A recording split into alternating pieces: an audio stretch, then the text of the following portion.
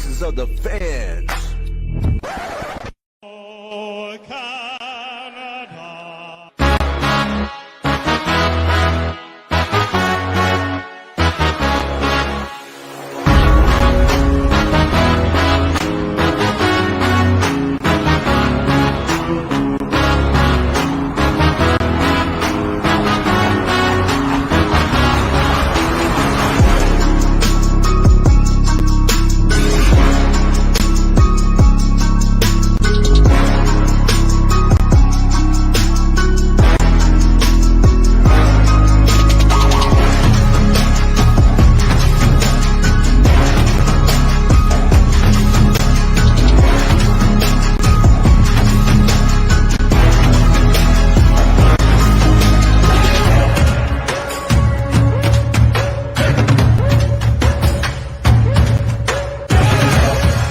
It is Thursday, the 3rd of October. I'm Randy Coure with the inaugural edition of Voice of the Fans Canada. Thank you so much for joining us. If you are catching us on YouTube or downloaded tonight's episode off your favorite podcatcher, thank you so much. I have a new handle to remember to share with you all. It is VOF Canada. Of course, that is Voice of the Fans. And basically, I started a podcast back in 2019 and came across some great sportscasters from the state of Mississippi. And obviously, a friendship has developed to the point where a proposal was sent to have a cross brand, if you will, from just sharing sports topics, not only from here in Canada, but of course here, south of my border in the United States.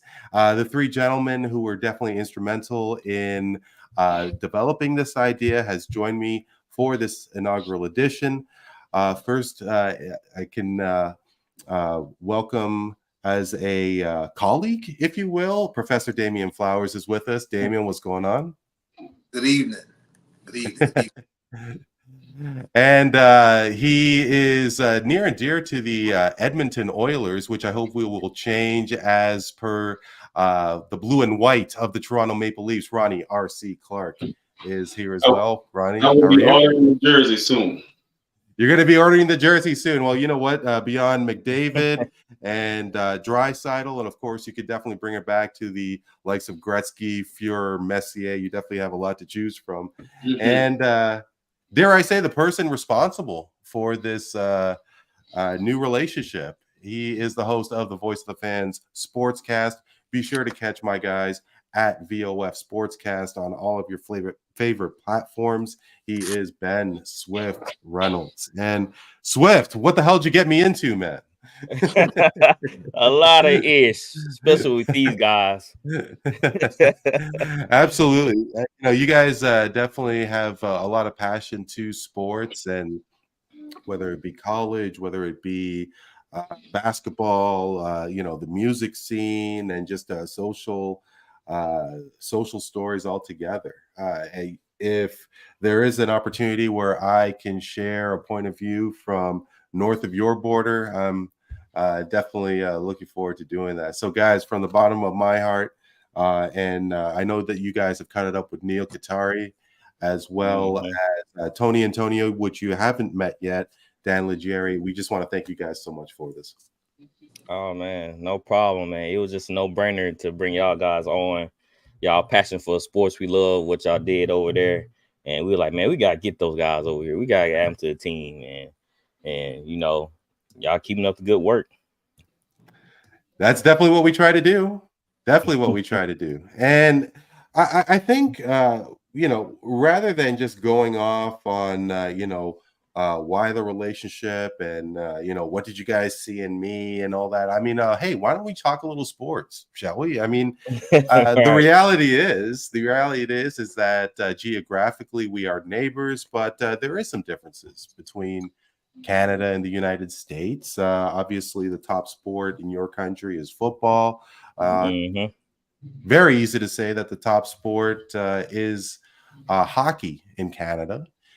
And obviously, the four of us have been following sports all our lives. And as an observer from this country, watching and observing sports in the United States, football is just on another level in terms of its popularity, not only in the professional ranks, but in college as well.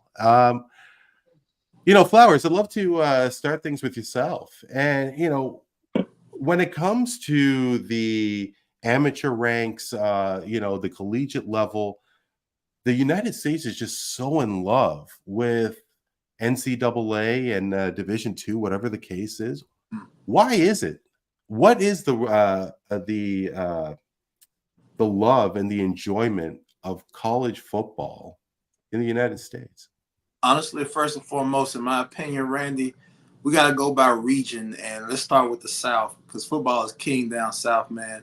If you go to the West Coast, you got beaches, you got a lot more things to do out like in California and such. The East Coast, you have things you can do in the metropolitan areas, but far as the South and football is king, is God. We're raised, bred football. A lot of kids go to school, they rep their alma maters, and that becomes heavy in college. As far as your Mississippi State, your Alabama's, your LSU's, there's nothing to do in the South, Randy. So, man, and they Saturday mornings they're gonna tailgate, they're gonna watch the college football, they're gonna support the communities, they're gonna support the states, and I just think it's just, especially Saturdays, more Saturdays than Sunday. Saturday is more of a unity day, you can say for the United States as far as with teams because, we get together and support a common goal as far as, for our states. And the kids probably would push these people to support. Yeah, I mean, seeing certain movies and so on, the community feel. I've never been to your state of Mississippi, but friends of mine who have traveled to such places like South Carolina says that there's a real thing about Southern hospitality and the community feel, whether it be football and basketball and so on. Saying that there's I guess and forgive me for not really knowing truly, but like when it comes to Mississippi, is it not so much Ole Miss and Mississippi State? There is an affection for college programs outside. Well, I mean, I guess there is. I mean, RC's got a Michigan set up behind. Right. Yeah, What a guy. Randy, look, don't feel embarrassed or ashamed of not knowing anything. This is why we're here to learn. We're here to adapt. We're here to learn. So look, whatever question you have, man, you always feel free to ask. No, I appreciate that. People, people go out the state. RC, for instance, he's a Michigan guy. I don't really have a college team. I've always been more of an NFL guy, but I probably can say 9 times out of 10, you get your college teams from the school being alma mater. A lot of these kids go to these schools and they graduate, and that's what they bleed. They pay back into it. They live and breathe Mississippi State, Southern Miss, Ole Miss, so on, states, even the HBCUs. The connections are strong. And I don't follow college football at all. And to put you on the spot, the three of you, obviously Deion Sanders has created quite the whirlwind in Colorado. He came in like a lion and things have sort of tailed off. I don't have the record right in front of me, but they're 1-1 this year. But after 4-1, excuse me. What do you guys think of Deion as a college coach? I mean, is this like a stepping stone for him to get to the NFL? Do you guys think that he is going to go wherever his son is going? Like, I mean, what do you guys think? If we take his word, he doesn't want to go to the NFL. If we're taking his word for it, he says he feels his mission is with kids in college. He feels like he can get more out of. I'm quite sure he feels like he gets more out of kids in college than trying to coach a bunch of grown men with a bunch of egos in the NFL. So I think he's where he wants to be. But I am curious to when Shador leaves, especially Shador and Travis. What's his mission after that? Will he be devoted and motivated to continue to coach now that Shador and Shiloh will be leaving the program? That I am curious about. Mm. Right. Well, it just works out for Dion because the status of him being one of the greatest NFL players ever to play the game. So his energy, his bravado, just bring that to the table, and I think that's what he brings to college football. He brings that energy, that excitement, and that's what it's all about. And I think that's why kids they want to go play for him. They look up to him. They watch the games. Even us, we watch the Colorado games to see the energy, to see what he's going to do, how he handles situations. And Dion just been like that his whole life, even in the studio on NFL Network. The energy, the segments he bring, people just gravitate towards that, and that's what they do in that Colorado. Everybody gravitate towards see what they're gonna do on Saturday. Me personally, man, I think he stays. I mean, he actually introduced the world to a kid Travis Hunter plays both ways. He plays wide receiver and cornerback. He introduced the world to another Travis Hunter. He said, this kid is playing both ways as well. Wears a great jersey. That means he plays both sides of the ball. So he may be quietly developing, building something, buying land over there, buying a house. I mean, I know he buys a house wherever he goes, or rent a house wherever he goes, but he was actually on a golf cart with his mom showing her the land he bought over there. So I think at that age and stage, I think he finishes there. I don't think he wins a national championship or anything like that, but Dion has enough money. He's going to allow his kids to branch off and do their thing. So I think he stays in Colorado. I guess from where I see it, I mean, we have seen college coaching legends dip their toe in the pros, right? Like you think of John Calipari, you think of Nick Saban, you think of Rick Pitino.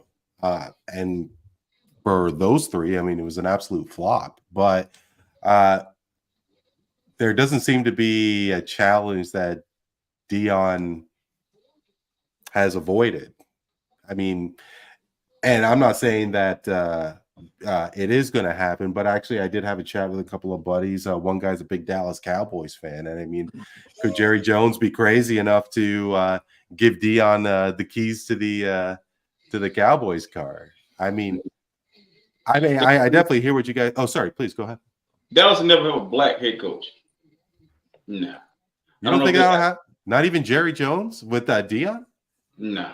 Dallas will never have a black head coach. I think that won't ever happen. I don't think that'll ever happen in my lifetime. Maybe after I leave the earth, but I don't see it happening. I feel like he loved those guys. I don't think it has anything to do with him not wanting a black coach. I just don't think it's just. I don't think guys, for one, would want the job, and then two, it's business, and it wouldn't be good for business. I don't think Deion Sanders would be good for business in Dallas. They don't need the money; they're profitable as a loser. So you mean to tell me, how much more money he gonna make for them if they the most profitable organization in football without winning the Super Bowl in 30 years? What are he gonna add? I don't even know if the owner wants to win a Super Bowl. Bring Dion there. He has not won. Those guys you listed or named before Dion actually won in college. He ain't won nothing in college, so he still have a challenge in college. He got to check that box before I would think he would want to check that box before you go on to the next level. Yeah, and then Dion personality as a head coach, it would be too big for Dallas anyway. How Jerry Jones is and how Dion, that's two big personalities clashing. It was clash. I won't see that working at all. I hear you. I hear you for sure. But I got to tell you, from my neck of the woods here, obviously one of the more cherished franchises, Canada's team, if you will, is the Toronto Maple Leafs. They haven't won a cup since 1967, and it's way too long. Way too long. I mean, my father has been here 55 plus years. He has not seen our team make the cup final. It's terrible. But if you were the captain of the Toronto Maple Leafs for winning that Stanley Cup, your family will never have to have pay for a meal in the city of Toronto ever again. Imagine if you're the coach of that team, and it's been 34. How many years now? Is it now 30 years since Dallas hadn't won a Super Bowl? Yeah. So it's the equivalent of Dallas and San Francisco, if Dak Prescott or Brock Purdy wins a Super Bowl, they don't have to go into the Hall of Fame. they're automatically legends in those towns. If Dallas or if Brock or Dak wins the Super Bowl, you can pencil it in. They'll never have to buy a pizza. Yeah. And I mean, obviously, there's a lot of questions going on right now with, if Dallas has the resources, if Jerry is just, if he's just got his fingerprints all over the team too much. They're 2-2 for this start right now. Could it be the first time in over 30 years we see the Cowboys make the Super Bowl? We'll see. You don't think so? Not this year. But as we go from football, guys, I'd be remiss if I didn't ask you fellows about hockey. And I think from my perspective that my favorite team is the Toronto Maple Leafs. My favorite sport to follow is basketball. And obviously 2019, when the Raptors won the championship, was just such a magical moment. It was the first time ever a Toronto team won a playoff tournament with 16 teams. I mean, the Leafs, when they won the Stanley Cup, there was only 6 teams in the NHL. And I mean, that was a grind, that 2-month grind. It was something that Toronto fans have never been used to. And I was tired. I'll tell you that right now. But the reality is that we are not oblivious to the fact that hockey doesn't have the same passion in the United States. That maybe, beyond football, basketball, baseball, maybe NASCAR is as bigger than hockey. And, RC, why is that the case? Why is hockey not as popular as, say, baseball, basketball, football? Because it's as far as location. I mean, the area of the country that we live in, it gets cold in Michigan and Buffalo and New York and the northern part of the United States. But I can't see. I found out many years ago that there used to be hockey teams all over the United States. But as far as Canadian hockey teams used to be all over the United States. But with that being said, I think the issue, or maybe the reason why it's not as popular, because maybe the location in which we live in, it's a lot warmer here. We're outside more. You tell me if I'm wrong. We probably outside way more than you guys are year round. We don't get as cold in Mississippi as they do in Toronto.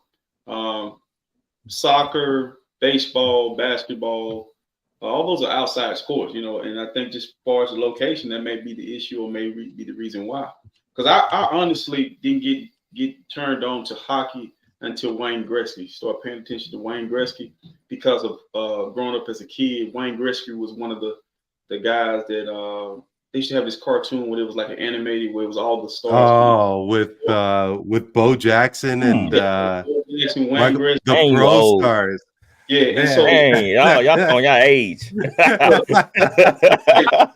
B, you take that hat off, you're gonna be right where we at. Look, but let me tell you something. I really feel like that's the only reason why I like figured out who that was, and then Mark Messier was next, and then I started digging more and more, and then I got turned on to it, and I started watching it, and I wanted the Kings to win a championship, and they finally did it at some point, and then the Rangers. But it's not on television here much either. You have to buy the package, I think, if I'm correct. Yeah. It's not like on your local channel because we don't have a local team here. I think the closest team to us, we have a minor league team on the coast, I think. And I know Nashville has a team. Do Atlanta still have a team? The Predators? No. What, Predators? Nashville?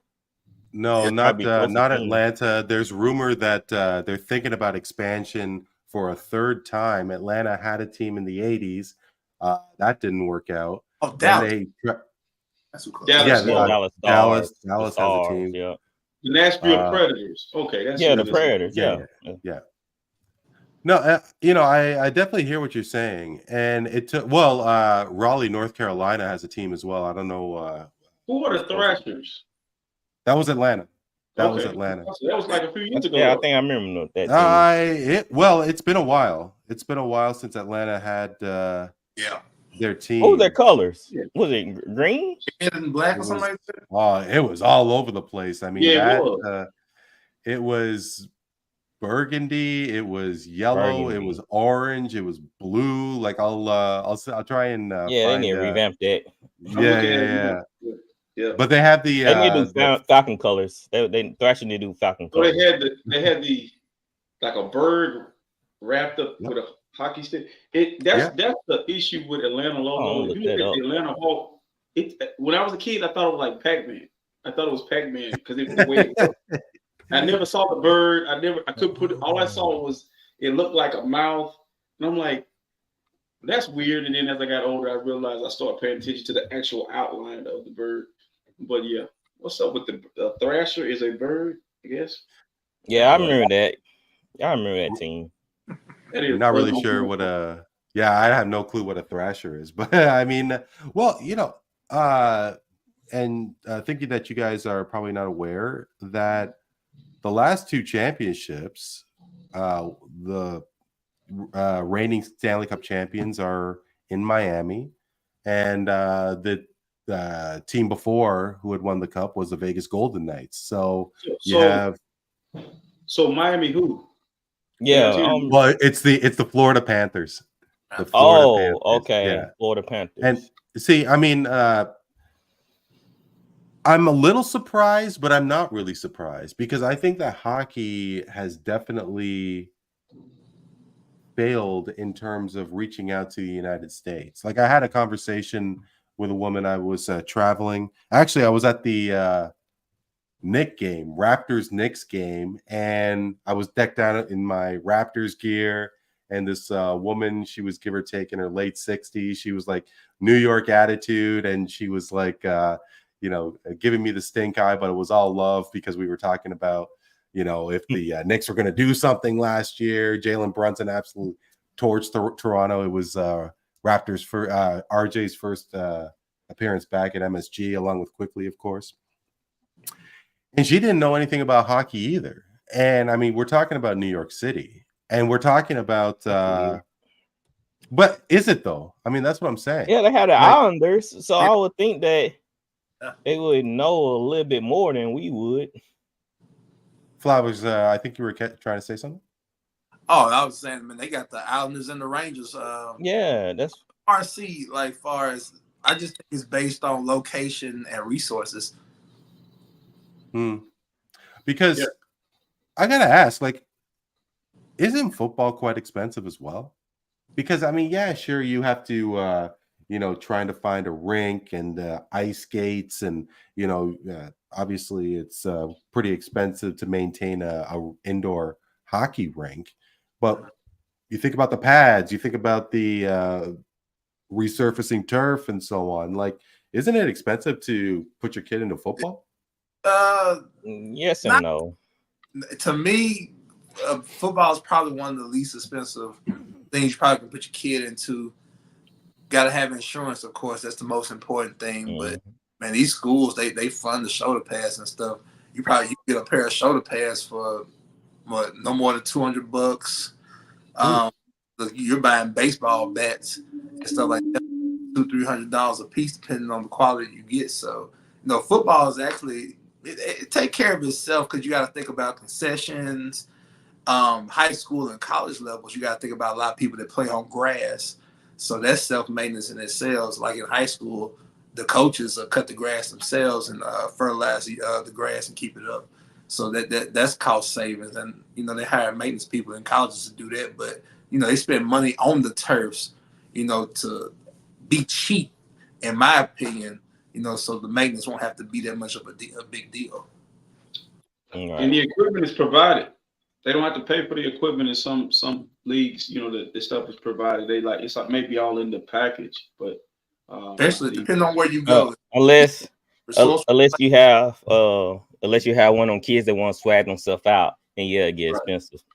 Yeah, cause my son, he wanted a helmet. That thing was $300. I was just like, hit the field. Buy his own helmet.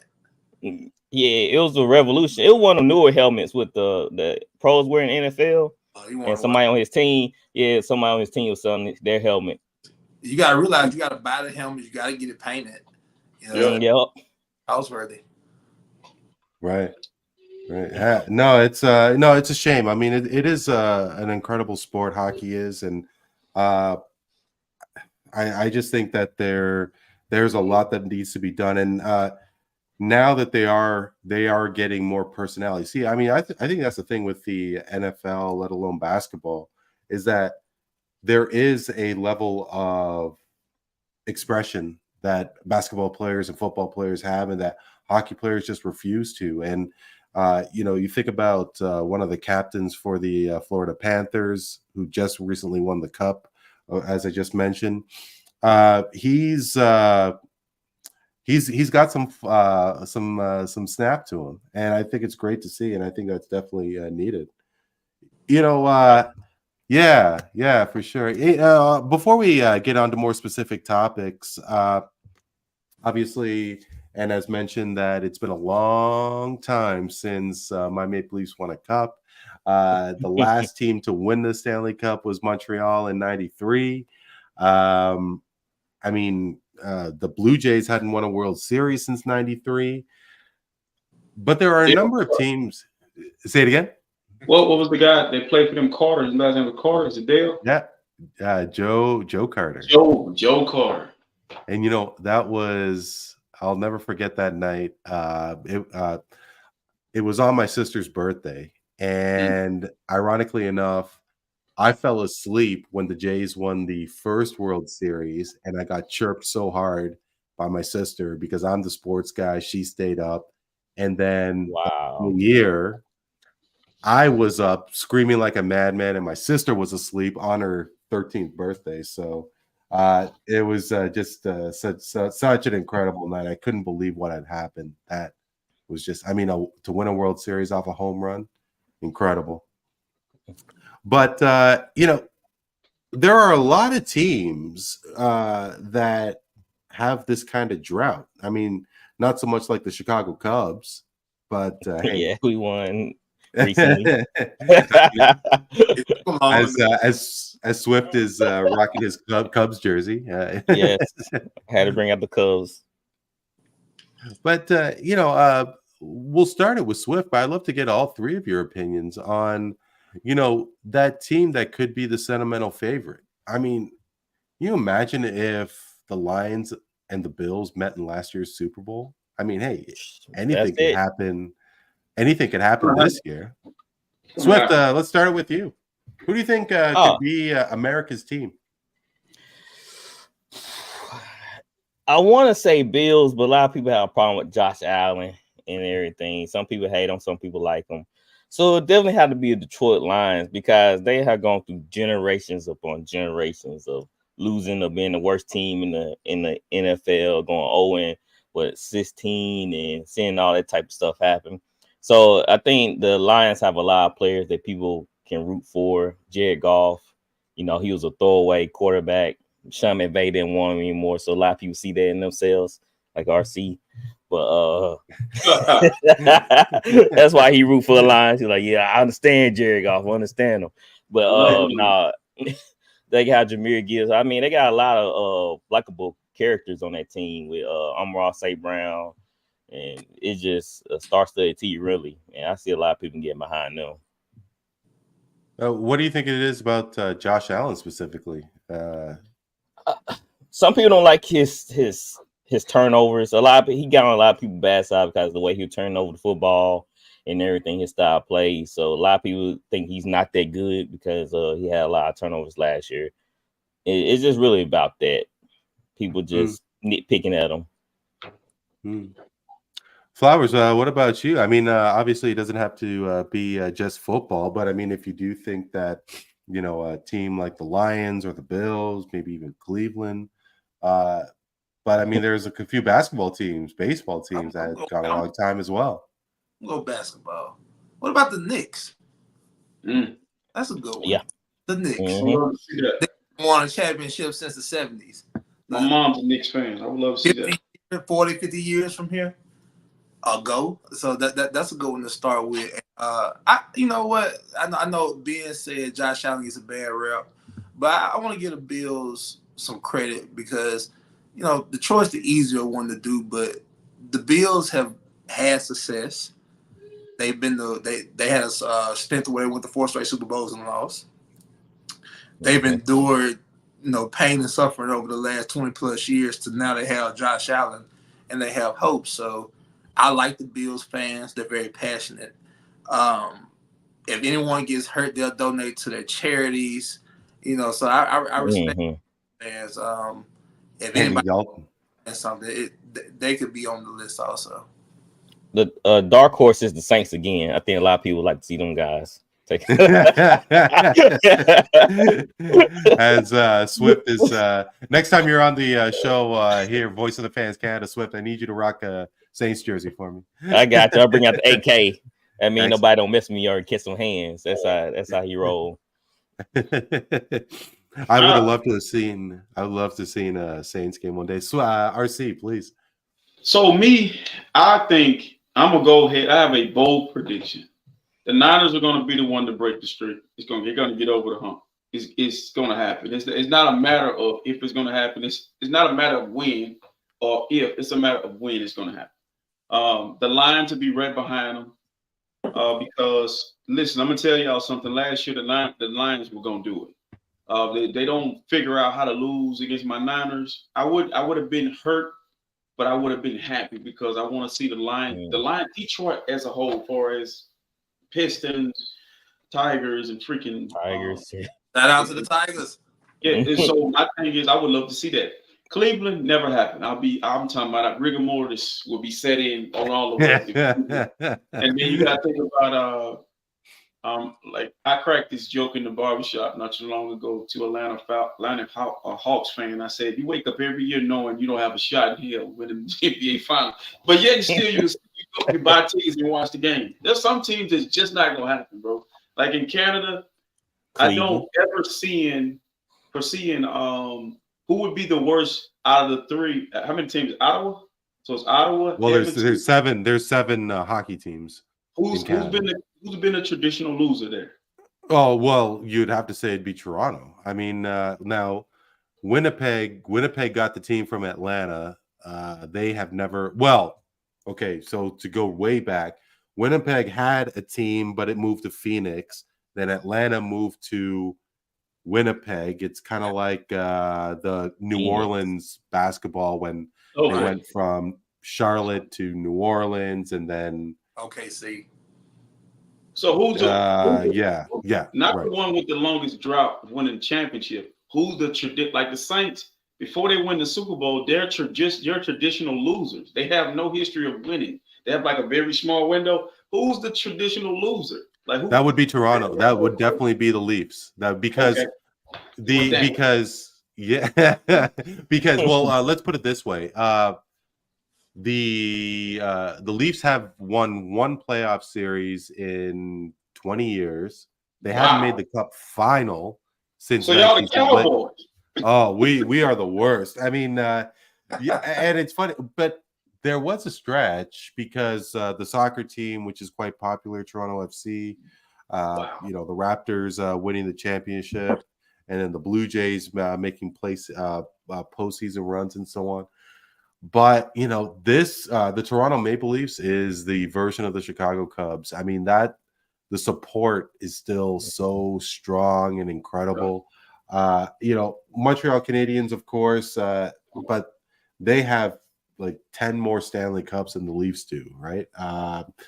And Edmonton had a streak going in the 80s, but they fizzled out now. They were just 1 game away from that incredible comeback against Florida. And Canada, they look like the New York Knicks. Their colors. You can say that. You can say that to a degree. And I mean, Canada was really was starved to get the cup back to this country. I mean, it's been 93 since a Canadian team won that Stanley Cup. So, but Toronto is at the top of the pyramid, and I don't know if. I mean, I'm sure Canadians do admit that, but I mean, there's always you should feel. You should get a firsthand view of what the sense is if you're not from Toronto, Ontario, and like people in Vancouver, Calgary, Halifax, what they think about people in Toronto. It is so negative and it's uncomfortable. Like, I mean, if I was to travel outside of the province, I'd be reluctant to say that I'm from Toronto because there's always such negativity. I'm telling you, Canadians may be nice, but the Toronto people, Dang. it's rough. It's like East Coast, West Coast. I kind of have I love underdogs. So it don't matter. Like, let's say the Saints make it to the Super Bowl versus the Chiefs. There's no way in hell I'm going against the Saints. The Colts go against the Chiefs. Anybody but the Chiefs. I don't care who it is. Anybody but the Chiefs. It could be the Cowboys. I will root for the Cowboys. I want to see parity. I want to see a new team emerge. I don't want to see the Niners and the Chiefs again. I want to see some team decide, and that rises up. And I like that in all sports, in baseball, basketball, and in football. I would love to see I cracked the joke about the Hawks, but it would just make my day to see the Hawks win the NBA championship because I like to see those areas because that's where your most loyal fans are. The one, how hard it is to root for a traditional loser. Like, we had a 10-year span in San Francisco where it was like 9 years of losing. And so that was very hard. I remember that, but I want to see those areas win, man. I would love it. So do I. Oh, sorry, Swift, please. I was about to say, I think that's why everybody rooting for the Minnesota Timberwolves last year. Like, everybody was on that Anthony Edwards train because Minnesota hadn't won. Like, they've been a history of losing. So everybody was we're rooting for Anthony Edwards to get over Dallas, and just didn't happen. Go ahead, Flower. I want to butt in real quick. And this is I'm watching this live. We're talking about underdogs and losers. The New York Mets. All right. Oh my goodness. Live. Top of the ninth. Milwaukee's up 2-0-2. Pete Alonso comes to the plate, 3-run homer. Mets up 3-2 ninth. That's another team. Darryl Strawberry and the Mets. Yep. But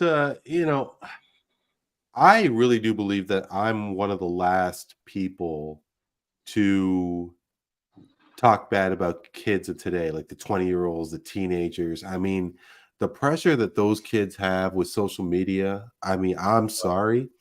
No, if I was a teenager today, I wouldn't have made it to my 20th birthday. I'll tell you that right now. It's like the pressure with TikTok and trying to look a certain way and act a certain way. I mean, like, communications has gone down the crapper. But like, one of the things that I really am annoyed about with kids is their lack of loyalty to the sports teams. I mean, yeah, like, I mean, and RC, when you were talking about, do you know how hard it is to cheer for a loser? I mean, these kids today, they don't know what support is like. It's sad. It ain't just the kids, though, Randy. Yeah, Randy, the players too. It's not just the kids, Randy. Randy is not just the kids, brother. The older people, our ages, that's what hurt me. Like, you got somebody in their 40s, like, you left your team because of what? Like, we done made this trip and this journey and this path this far, and now you jump off.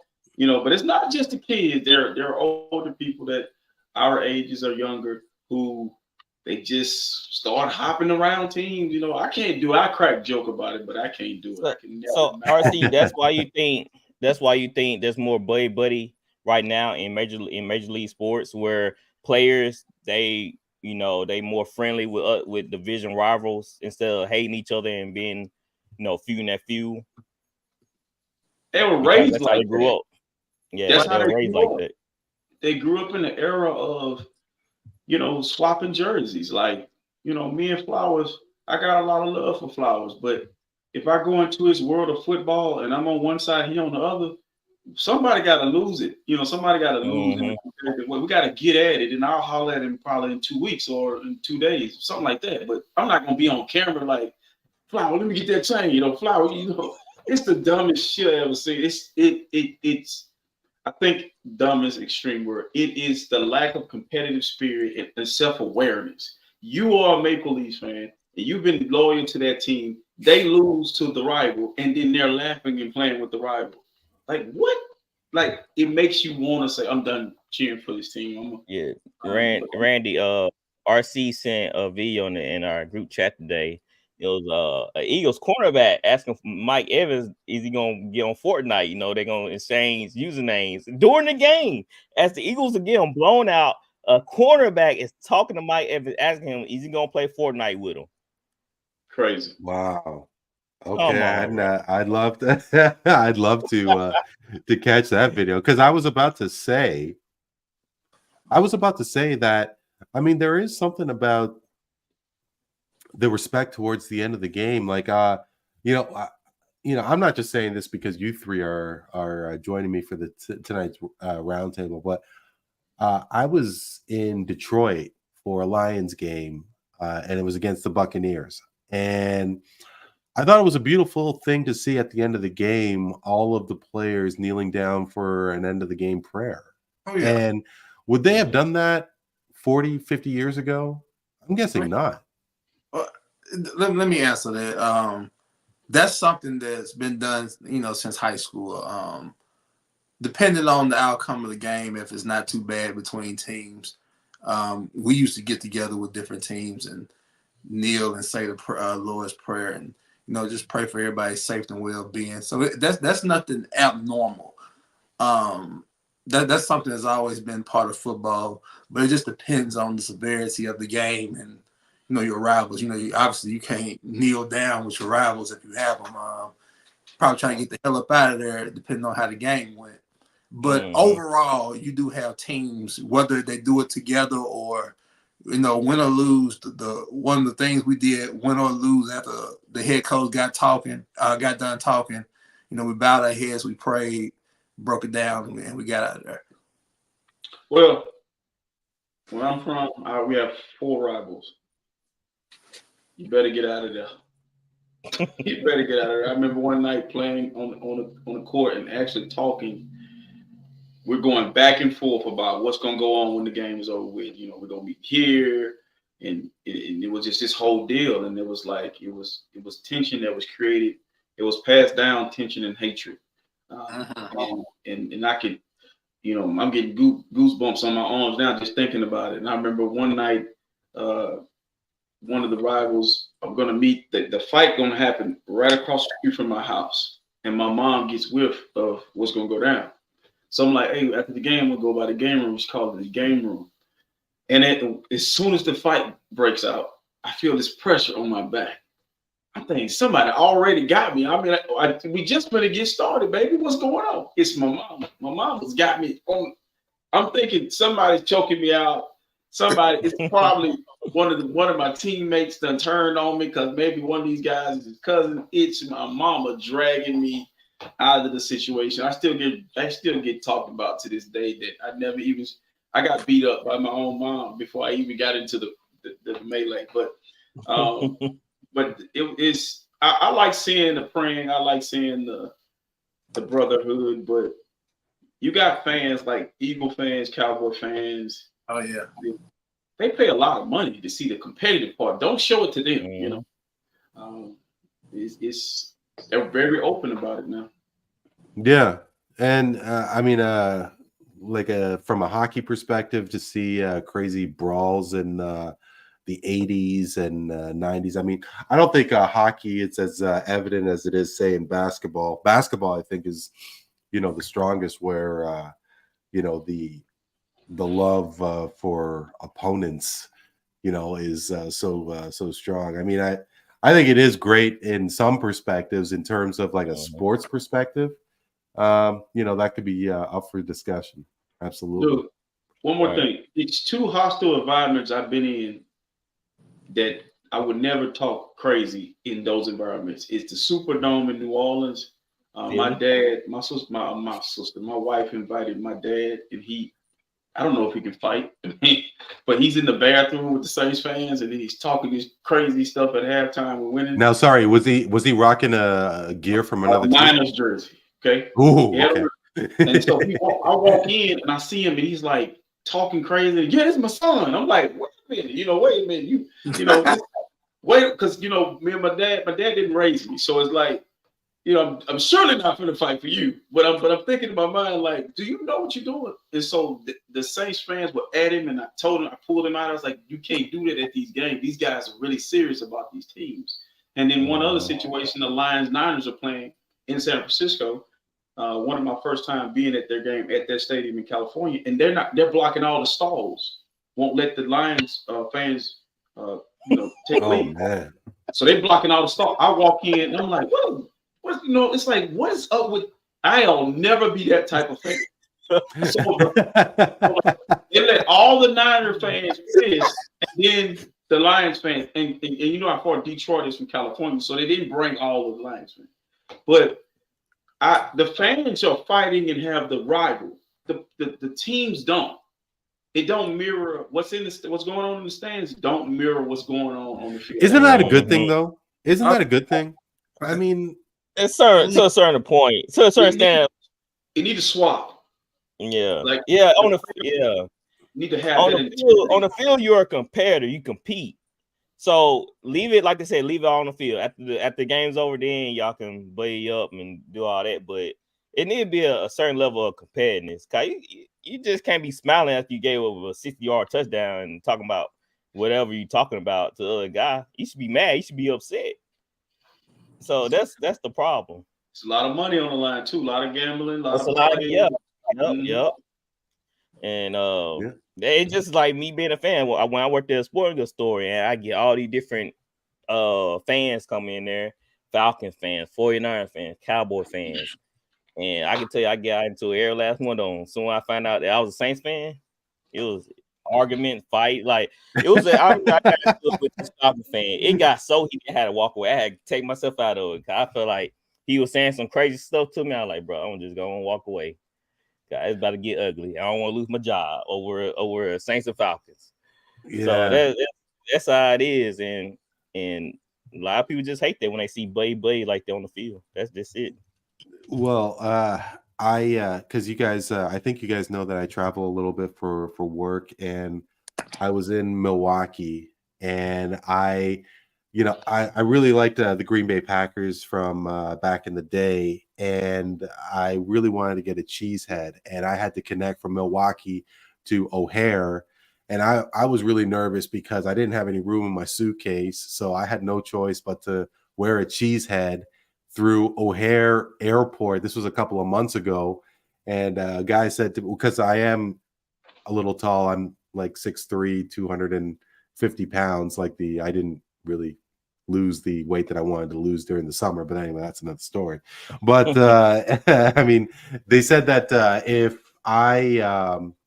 this was during a football season, that I would have definitely gone to a Rumble, but I mean, everybody was pretty cool at O'Hare of all places, so thank God for that.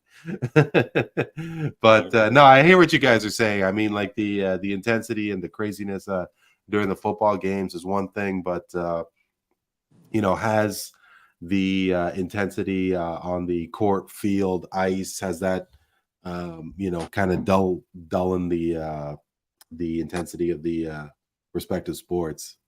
We'll see what happens. Let me tell you something that be intense though, Randy. Travel baseball. You talking about intense. Man, them parents be going hard for that kid.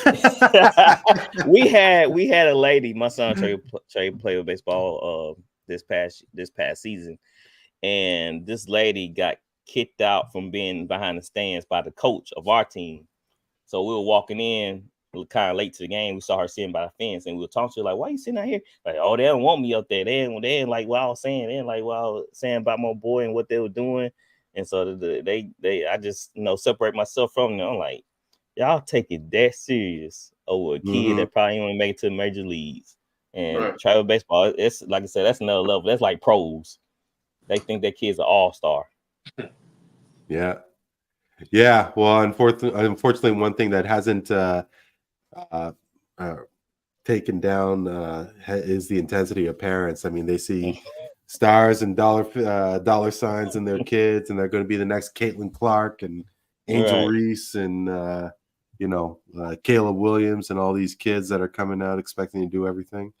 And their baby is going to do the same thing. We'll see. I tell my kid the truth. Which is what? Which is what's You suck. exactly. You need to start training you.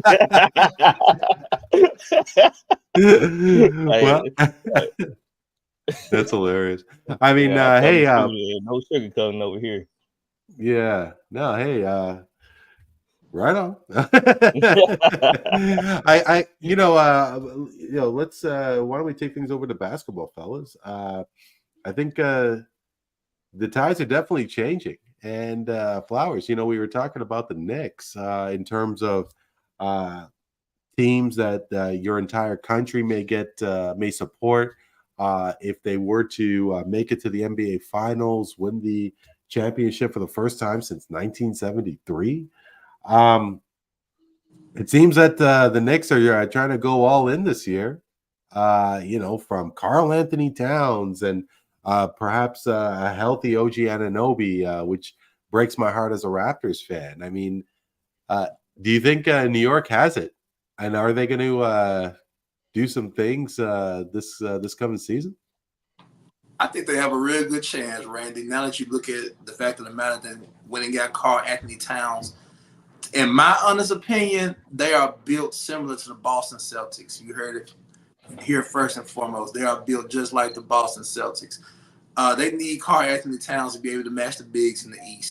You got Bam Adebayo you got to worry about. Joel Embiid has lost 25 to 30 pounds. So I expect him to be a little more healthier this year, especially with their big three. Porzingis probably comes back, December, January. So they'll need a body that can space the floor and be able to match, the scoring with people like Porzingis and Embiid and company. Not that I'm saying Karl Anthony Towns is better than Joel Embiid. Don't think that by the bit, but the New York team as a whole, a lot of depth, a lot of length, spacing should be great. You have 3 or 4 primary ball handlers probably on this team that can bring up the ball other than Jalen Brunson. You have scoring on this team with Mikal Bridges. You have defense. Knicks are pretty stout, man. And I really don't recall myself saying this in the 35 years in duration of my life that the Knicks are pretty good. So this is a first. And, I got to wonder about if leagues are really hoping that their star franchises actually make it to the top. How much did the NBA lose, in a sense, when Toronto won the championship? How much did they lose with Milwaukee winning that championship? It's been so many years since New York has won a championship, all those years when the Cubs didn't win. Do you guys think that it would elevate the profile of, say, the NBA if the Knicks were to win the NBA championship, if the Lions or the Bills win the Super Bowl? What do you guys think? I would definitely say the Knicks because of the history. They have a rich history of Madison Square Garden, the aura of that place and everything. So with the Knicks being this good and possibly even make it to the finals this year, then that bring more eyes to the game. You probably gonna get some old Knicks fans that probably walked away, that probably gonna come back and seeing this. And I think it'll be a good thing for the NBA to have a historic franchise be able to compete for a championship. And it'll bring a lot more younger fans too. So I think it's very good to have teams like that to be able to rise up and bring back eyes to the game. It's a trick question, Randy. This is a trick question. And I say that because you say the names that you said are smaller market teams. So the ratings don't impact, the league as far as success, as far as the ratings. Now, if you take a team like the Knicks, and which you've always heard, I've always heard, if the Knicks, the Lakers, the big teams with, the bigger viewerships, if they're good, the leagues are better. I do believe that, but I don't want to take anything away from smaller market teams like Milwaukee because, each championship is valuable, You know, the numbers might not have showed in the ratings view, but you know, think about the millions of Milwaukee fans around the world, and you know, the fans in that state of Milwaukee that, you know, have followed that team, you know, for 20, 30, 40, 50 years. It means something to them. So, you know, I never want to disvalue a championship to a franchise, whether it's a, you know, a big fan base or a small. Mm-hmm. No, and you know what? Me neither. I just wonder if the powers that be in the various leagues, if they want to see that. I mean, I personally, you know, I gotta be real with you guys. Like with the Olympics coming up, I was not as excited for the men's basketball tournament. And yes, being in Canada, obviously there is a lot of potential with the Shays, Jamal Murray's, RJ Barrett's, the list goes on and on, Dylan Brooks. I just thought it was going to be USA. And of course, they were close to losing the gold medal. They were close against Serbia. They were close against France. This tournament was a surprise, but I don't want to see the Boston Celtics win how many championships in a row like they did in the 50s? Now they got, Was I think it's what, 8 or 9 or something like Yeah, that? something like that. Yeah. I don't want to see that. I don't want to see But I mean, yeah, no, to RC's point, I think it's all about parity. I think, Randy, though, we're headed that way because of, like, if you really look at it, I thought about this. With the Denver Nuggets and the Toronto Raptors, you know, those two franchises winning the way they did, and Milwaukee winning the way they, all that happened in the span of 5 years, 6 years, you know, so we're there. The Knicks could win it. We're going to have the small market teams are winning. Now, in the NFL, not so much. But I think we're going to get there because times are changing. Like, if you think about the Olympics, if you actually think about if Joel Embiid actually plays for his actual team country versus the United States, they might lose anyway. So the world is catching up in that aspect as far as, you know, college basketball, the NFL, and all those leagues here in the States. Teams, you know, more. There's so much talent, you know. The way the Lakers and the Celtics dominated, these kids that's coming up, they don't have the want to or even the understanding about those two traditions, and they don't look at the Cowboys, Niners, and just be like, "Oh, yeah, I'm going there because of Ronnie Lott." They don't know Ronnie Lott from Ronnie Dupree. They don't know these people. They don't know from Ronnie Clark. They don't even know. They don't have the knowledge of the history. Like, so therefore, that's good for some kid that's looking at Halliburton play with Indiana Pacers. It's like, okay, new and exciting, or, you know, the Grizzlies. I think we're headed there. I think we're going to have a team, a small market team. We're already there in the NBA, but in the NFL, we're headed that way. I think I'm agreeing with you, especially when it comes to basketball. Isn't the Chiefs a small market? Yes. Kansas City. Yes. So we there.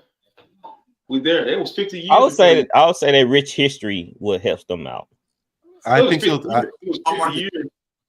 Green Bay. They're a smart market, but they got history.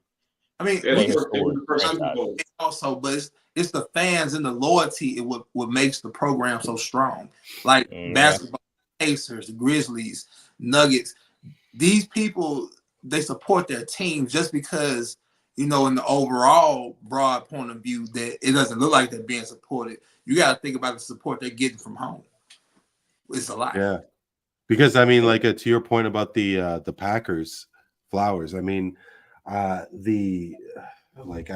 Green Bay is like less than 100,000 people. I mean, yeah, sure, it's maybe an hour and a half from Milwaukee, but I mean, that's one of the smallest franchises in North American sports. Well, smallest cities. The stadium in a neighborhood.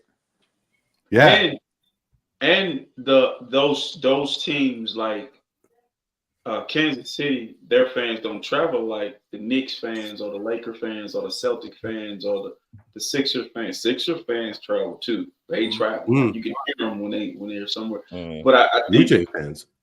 Yeah, that you got some fan bases. Cowboys are all over all over California. It's they scattered. Crazy.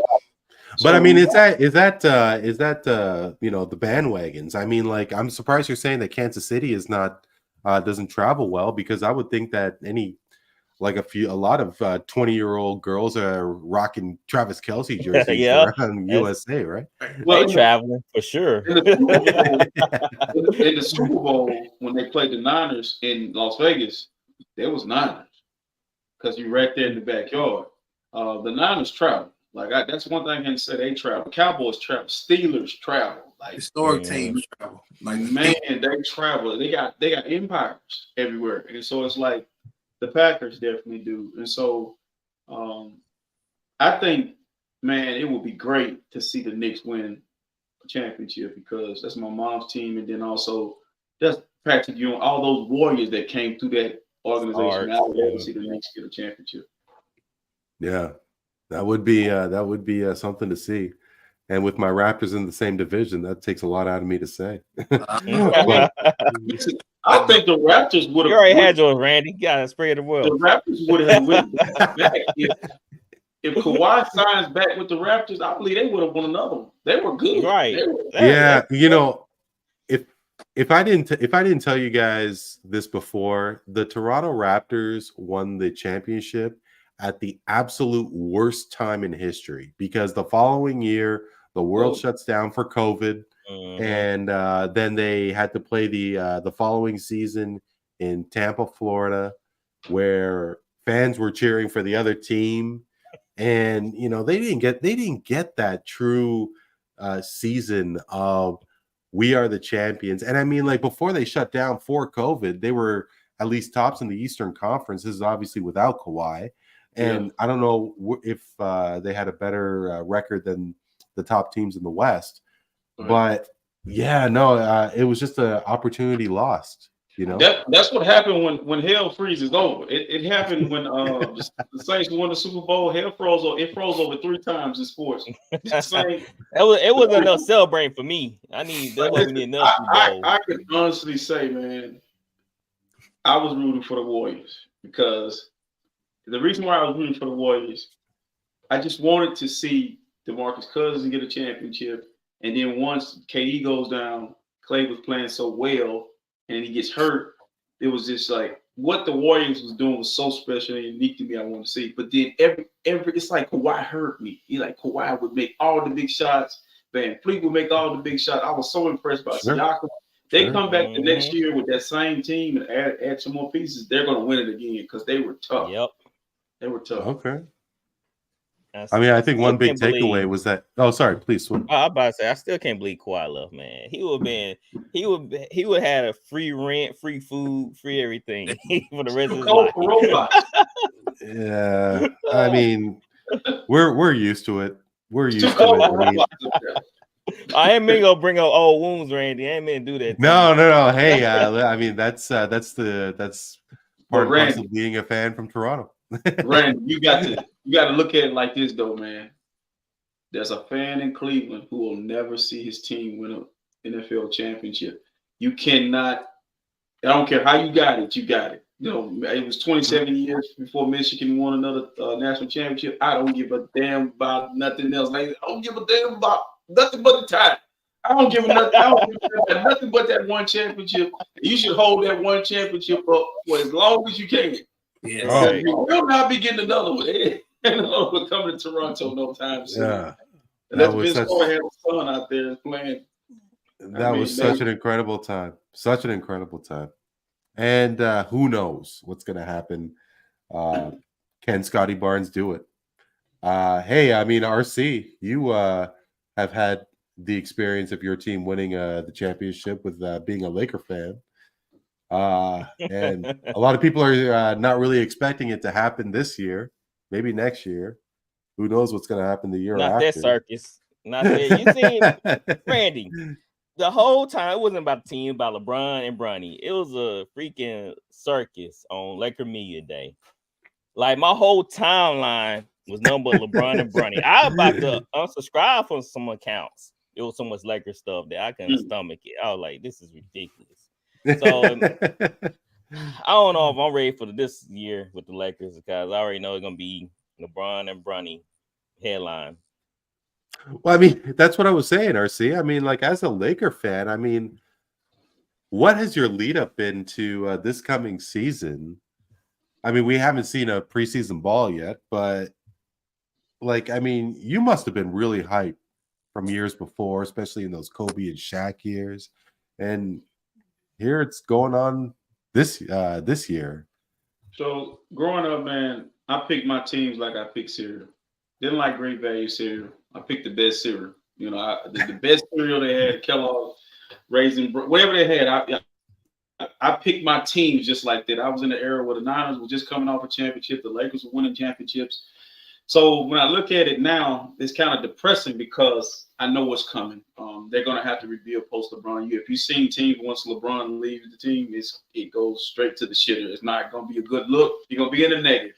It's a complete circus. So I'm reading you this text message from my nephew. He's a Laker fan because of me, and I feel like this is some form of child abuse. He said, "Uncle, when do you think the Lakers will win another championship? Will I be 30?" He's 17 years old. He's asking me, will he be 30 before we win another championship? I told him, I said, to be honest with you, I won't be alive to see it because the Lakers Wow. You honestly think it's going to take that long? Yes, Take because that they have long. lost their even when Kobe was there, it was not like people want to beat the Lakers and the Celtics. Combined, they got all the championships, right? And so there is no love with people. And I don't see a player that just says, I want to go play for the outside of Jason Tatum. He may be the one player that wants to go be a Laker after being a Celtic because he loved Kobe Bryant. But I don't see just players wanting to go save that organization. They may be the Clippers before it's all over with. I bet it different. I think if LeBron wasn't there, I think a lot more superstars be signed up to go to. I think I'm with Swift on this one. I don't think so. I think so. Because DeMar DeRozan, look, he chose to go to the Kings. Like he had plenty of chances to go to LA, and he decided not to. Even Paul George, he went next door. It just seemed like they all born in LA. Let me tell you why I think it's different now. It's who's running the organization. It's like Jerry Jones running the Cowboys. I think with the Lakers, first of all, you got to understand the pressure, the amount of pressure to play. You almost got to be perfect there, and then you come in behind Michael Jordan 2.0. Like, look at Chicago. The last championship, you got to walk past that statue to go in the stadium. It's almost like that's a nice statue too. That's a nice statue. Looks really nice. The only statue outside of the United Center is Jordan. But when you walk I've been to the state crypto, you walking past Chick Hearns, you got Shaq, you got Magic, you got Kobe now. Three Kobe statues. Elgin Baylor. Yep. Do you really want to live up to that? Is there a player that really want to go in there and be scrutinized that much? I don't think so. Yeah. Well, it seems that the Clippers are trying to do everything they can, and they just seem to stub their toe. I mean, Paul George is now gone, and Kawhi seems to can't shake the injury bug. I mean, what is it going to be? James Harden? Is it James Harden's team? For James Harden. Why? Because this is what he wanted. He wanted another team, another chance, another opportunity for him to be ISO James, in my opinion. Now, hopefully, he comes out of that habit of, dribbling the ball for 17 seconds in the shot clock and then, trying to go left, make a play. But with Paul George leaving, it allows James Harden to be 1A or 1B to Kawhi Leonard, depending on how healthy Kawhi is. But it does allow James to be able to be himself. But the bigger loss for them is Jerry West passing away. That voice and that mentor, every organization he built that. And if it does happen, I hate he won't get a chance to see it. But losing Jerry West is going to really hurt them because he has an eye for talent. And he really put that together and really saved the organization. So they're going to have a hard time replacing that. Before we move on, because I know I came on like I was listening to your show and I never even had a chance to go back and forth with Gatwood, but I know that he's a big James Harden fan. And yeah, I remember I dropped a comment on him, and he took it with in good spirits, of course. But RC, you were you say it again? I said he almost blew a tire trying to when he heard that comment. I'm glad he wasn't driving, But RC, you were saying that you're a DeMarcus guy? DeMarcus? Why? Well, I think once again, I have those warriors, those guys that be stuck in oblivion and franchises and building franchises up. I want to see them get a championship. I would have loved to see Patrick Ewing win it for the Knicks. I would love to see Charles Barkley win it in Phoenix. I just have this thing for guys who go and be at an organization for a certain amount of years and never get their just due. And he was one of those guys stuck over in Sacramento, and he got an opportunity, he wasn't able to finish it. I was happy for Marc Gasol, if that was any constant. And I was happy for Kawhi, but I love seeing those guys like that win championships because they deserve it. So. Well, and that's valid. That's valid because I think that there is something about DeMarcus staying in Sacramento, and it didn't really seem that he had. Now, correct me if I'm wrong, but it didn't really seem that he had a lot of back and forth with his teammates. It was more so about the refs and the other team. So yeah, maybe.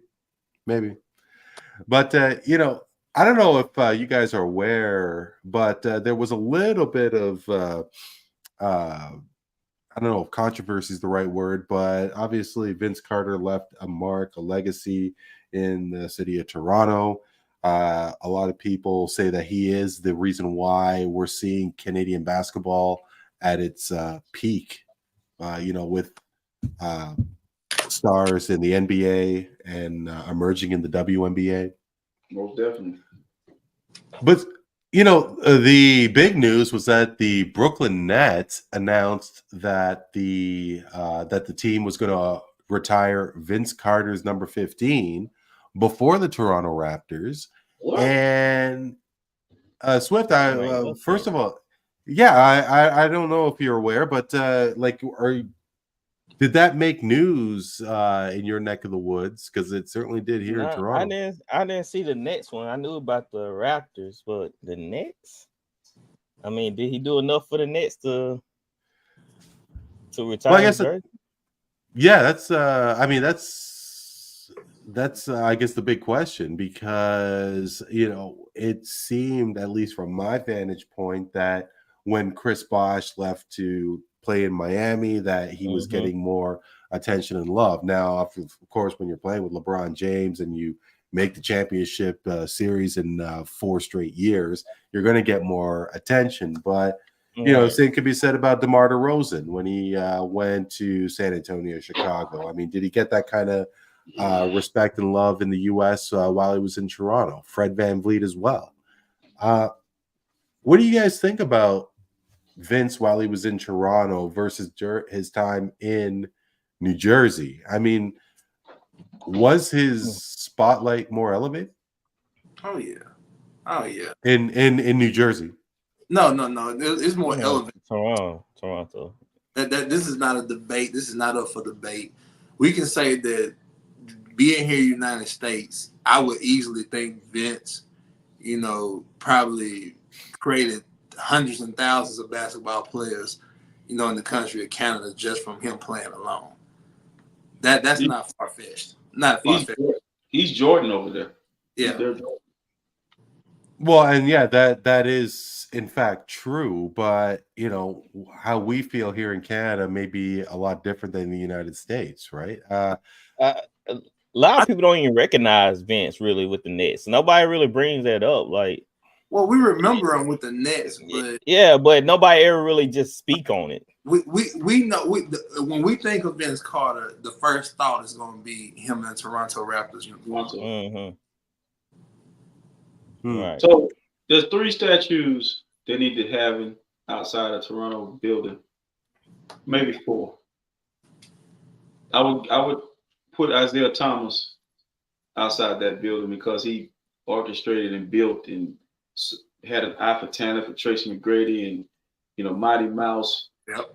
Marcus Camby. He really saw into the future with Tracy McGrady, because I honestly, as a kid, I didn't think Tracy McGrady was going to be that good.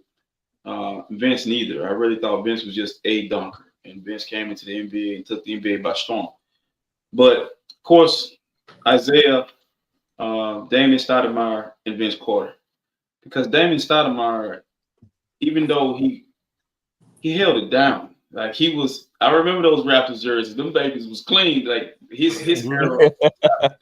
Them things were sharp, and I really think Carter, he did it. He's the guy, but it was some other guys too. Camby was really good in that uniform as well. So, But the problem is, RC, is that all of those guys you mentioned, maybe with the exception of Vince, but I mean, of course, to a degree with Vince, left unceremoniously. Stoudemire wanted to leave. Isaiah didn't make it past the year Vince got drafted, which was 3-4 years in. Camby was out after a couple years. Yeah. I got to tell you, Chris Bosh would not be in my top 5 in terms of greatest Raptors. Wait, but Randy, how could I leave out Kawhi Leonard? His head should be on the front of the building like a Jaguar sign. Yeah. You gotta hear me when I say this, though. You cannot be a top 5 player for your franchise by playing 1 year. But it was a big year. It was an 1 year, absolutely. But if sustainability. If Brock Purdy wins the Super Bowl and never does anything else after that, I don't give a damn. Right. Just give me that one. You got what you wanted. You got what you wanted. As a fan, you win. Yeah, 100%. However, I mean, and San Francisco's a bad example because you have the Montanas, the Rices, the Clarks. I mean, you can't. I don't think it's fair to put the Raptors and the 49ers, and of course, Toronto had some competitive teams before 2019, but they didn't make it past the conference finals. It took them a really long time to get them past the first round, but you think about the Van Vliets, the Lowrys, the DeRozans, the Siakams, and to a degree Vince. I mean, yeah, I'm leaving out Kawhi. I'm leaving out Bosh because it's not always about winning. It is about loyalty to that organization as well. I get that. I mean, I think that's huge. I think winning trumps everything, Randy, to be honest. Do you remember Bargnani? They drafted Bargnani thinking Bargnani. Sure, of course. He was a 7 foot. He was Porzingis before Porzingis. And I just knew, they got one. And so historically, when I think about the Raptors, man, I would love to do like this, documentary biopic on the history of the Raptors and the Grizzlies, because it's funny that I'm sure Grizzly fans would love to have your burden that you had with that one championship and kept that organization, because, man, I go on YouTube sometime and hear some of the Grizzly fans and how they just miss basketball and wish it would come back. So it's Toronto honestly winning the championship and having that. They have something that Clippers don't have, who've had better players and, better rosters. They have something that a lot of teams don't have, that championship. So I get what you're saying, though. You want the loyalty. Well, yeah, because I mean, obviously, we're going 6 seasons. It feels like yesterday, of course, but I mean, 6 seasons since the Raptors won, and yeah, sure, Kawhi left the mark, but I mean, since the Raptors have fallen from grace, I mean, sure, basketball is still strong, but is the support for the Raptors that's strong outside of the province? And are we going to see some empty seats at Scotiabank Arena? I hope not, because it's going to be. They're predicting it to be a long year in Toronto. I don't think it's going to be that bad. You should have never let Nick Nurse a long winter. I was not a Nick Nurse guy. He should have been able to retire there. Nah, for what? I mean, Dwayne Casey couldn't have led that team to the championship. I am not a Nick Nurse fan. I think Nick Nurse is a problem. I mean, like, you're right about the Dwayne Casey. Yeah, I think that you really want to get technical, Musai Ujiri is his name. Yeah. He should have a statue because he continues to find brothers, African brothers, Nigerian brothers. He go get them. He can find them. He can, he's finding guys. Scotty Barnes to me is a poor man Scottie Pippen. Like he's finding guys who I didn't think they could do what they're doing. Like Siakam fell out of the sky like a raindrop. Like I did not see that, him turning into that. So it's a guy coming. He's gonna find another guy, and so I think they'll be competitive long as he's there. Yeah, I think it's going to be a couple of years, but I think there's a foundation. Quickly, I like Grady Dick. Scotty Barnes. I mean, I think that they got something there. Sure. Yeah. But would love to kick it with you guys with a little football and hey, we're 5 weeks in, start of the week 5 in the NFL, and Swift. There's been some surprises, you could say. Did you think that the Vikings were going to start the year undefeated? Did you think that Jacksonville was going to see the bottom like they have? Yeah, I knew Jacksonville. Yeah, you did. Jacksonville was not a surprise. I was never high on Trevor, and just seeing them play this year kind of confirmed everything I said about them. Now, the Vikings was definitely a surprise. I didn't see Sam Darnold coming in, doing what he doing, but they do have a great defense. Aaron Jones, like I keep telling people this, Aaron Jones is the underrated signing of the year. He came in and rejuvenated that running game. He's a dog. He can catch the ball at the backfield, and he just brings another dynamic spin to the offense. And the way Andy Dalton putting the ball to Jefferson, I mean, they just doing it together. And the Vikings, with that defense behind them, they just taking over teams, bro. That's just it. It is what it is. The 49ers saw it. They threw different wrinkles at them. So that mean they for real. They for real. So you guys think that Minnesota has what it takes to RC shaking his head? He just bitter. He's one of them. No, listen. I can't be bitter. Listen, I can't be as bitter as you because they always kick your ass when it matters in the play. Me, they only beat me in the regular season. I'm gonna tell you why I'm not sold on it yet, because where the Saints, Cowboys, Niners, Colts, Steelers injured early, they haven't faced any adversity and injuries, and then also the quarterback that's in position has been out of football for a few years. There's not a lot of tape on him. And so by the time we get to week 10, 11, and 12, teams are going to be familiar with Andy Dalton. He's Andy Dalton's little brother. They're the same quarterback. They're going to be familiar with Sam Darnold again. And so now I can scheme. I watched Green Bay play a different style in the second half, and so did the Niners. We lost by 6 to them. The Texans got blew out. Them last two teams, the Niners and the Packers did not get blown out. So there's something. The Packers should have.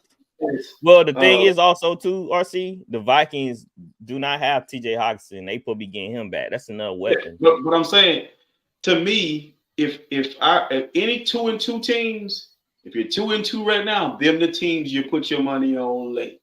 Because what I notice about 2-2 is that means you took 2 L's, you had to go get 2 L's, you had to find yourself, you had to get up off the mat. Now, if you're 1-3, 1-2, that's different. But 2-2 is alarming. I would be worried that. But if you're 4-0, can you keep that up? We saw the Eagles and teams like the Cowboys, because you're going to have, we're struggling now or other teams struggling now. When do you hit your wall? You get what I'm saying? So they'll hit a wall at some point, and we'll see them have to face adversity. But do you really, anybody kind of really think the Minnesota Vikings going to the Super Bowl? They're one of those 11. No, not Super Bowl, but I think they have some here because they have a defense that can play and they fast, and they also have a running game. Those are one of the 2 things you really need, especially for a quarterback who's just not as a top 10 guy, caliber guy. But they have a defense that can get takeaways, get to your quarterback. Stop the pass, stop the run. And then, like I say, you have the run game that if Sam Darnold might not be on, they can run it down your throats. So defense, and the tight end, like I mentioned, tight end, TJ Hawkinson, man, he's a guy that's hard to line up against. Defense don't win championships. I'm willing to put I'm willing to put a lot of money on. You need them keeping you in games though. They don't win championship, but you need one. The Lions gonna win the division. Watch. The Lions gonna win the division. It's gonna balance out because the schedule too. You gotta think about schedules. They're gonna play their tougher games late. Mm. Well, we'll see. I'm not saying the Vikings win the division, but I think they have a legit chance of they can continue to beat these good teams and beat the sorry team. They have a good chance of making the playoffs. Mm-hmm. They'll make the playoffs. We got the extra seed. They'll definitely make the playoffs. They're gonna get higher. Got the Cowboys not what they, and the Eagles are looking terrible. So we don't even know what the Cowboys gonna make the playoffs. They'll make it. They're gonna make it. It's so early, man. It's so early. I don't know. You can't if you bad in the run, if you bad stopping the run, also bad running the ball. That usually don't. Yeah, they can't run the ball, so that's gonna be hard for them to. Yeah, it's funny you guys say that. And as you guys know, I'm not overly versed in football, but I mean, I don't notice a run game these days. And you're saying that the run defense is critical in a championship. Well, the two teams that played the Super Bowl, like your best teams in the league, they're balanced. Baltimore's balanced. When you're having to throw the ball a bunch, like he made a point about Minnesota, but you got to go watch Minnesota. They don't run the ball as much as the best teams in the league. And that guy Aaron Jones fumbles. He definitely fumbles when we play. He fumbles, and so he ain't fumbled yet. Yeah, he fumbled in my game, sir. I'm telling you, just take watch it. Did he lose the fumble or he fumbled? Y'all recovered from? I remember seeing that. It was pushed out. Y'all recovered? Yeah, we recovered it. So the best teams right now in the league, they can do both equally well or balance. And so if you're Jacksonville, who's throwing the ball every play, you're in trouble. But I don't really see where, the NFL is hard, man. If you're a betting man, it's hard from week to week to know what you're gonna see. Because I could say that, and then the Jacksonville Jaguars run for 200 yards this week. So just never know. You ain't gonna see it. No, they're not winning this week because they're desperate. Yeah. Who they have this week? They play Indianapolis. Oh, they taking the Colts? No, I'm taking the Colts. I mean, I would too, but don't be shocked if Jackson. I mean, this is how the league goes. Like RC telling you, teams that they'll be on a momentum wave, and then they hit a wall and they plateau and they have to refigure themselves out. For instance, you take Buffalo and Baltimore last week, right? Buffalo is a great team that's coming in. Baltimore figure themselves out, and they clash, and you see Baltimore is still probably one of the best teams in the league. Dominated them. But against y'all, I ain't worried about old Dumagoon that oversells his receivers. So your corner 40 should have a couple picks. I agree, but my secondary, just say for instance, they're young. I expect them to have a good game, but injuries, like I said, and then you got a team that's 0-4 that's hungry for a win. Livelihoods are at stake, jobs are at stake. So I mean, look, I expect Jacksonville to come out and play Put your money on Jacksonville. Don't listen to RC. Don't put no money on Jacksonville. You don't want my tickets. I mean, this is coming from a Colts fan. I'm just being honest with you. Like we haven't beaten Jacksonville. You got to look at things like that also. I'll say this, Flowers. Yeah. With how Jacksonville defense been standing on the field, I just don't see them stopping y'all. That secondary has been terrible too. They haven't getting any pressure on quarterbacks. So if y'all are able to control the line of scrimmage, then I think JT's gonna be out. So Trey Sermon might be able to be the guy to step up, but I can still see y'all having our way in that game. Like I said, it had to be dynamic. It had to be something crazy from Trevor, but turnovers, maybe missed field goal. Have you not learned anything from previous weeks of football? Expect the unexpected. I think that's what he's saying. He's saying don't be surprised if they but if I had put money on the game, if somebody told me, yo, Ben, you gotta make a bet versus Colts and Jaguars, I'm gonna take the Colts. I'm probably not gonna bet, or I'm gonna bet the other way. Do you think people really thought that the Colts were going to beat Pittsburgh last week? No. Not at all. I picked the Colts. I know you The did. majority. The Oh, majority. majority. Okay.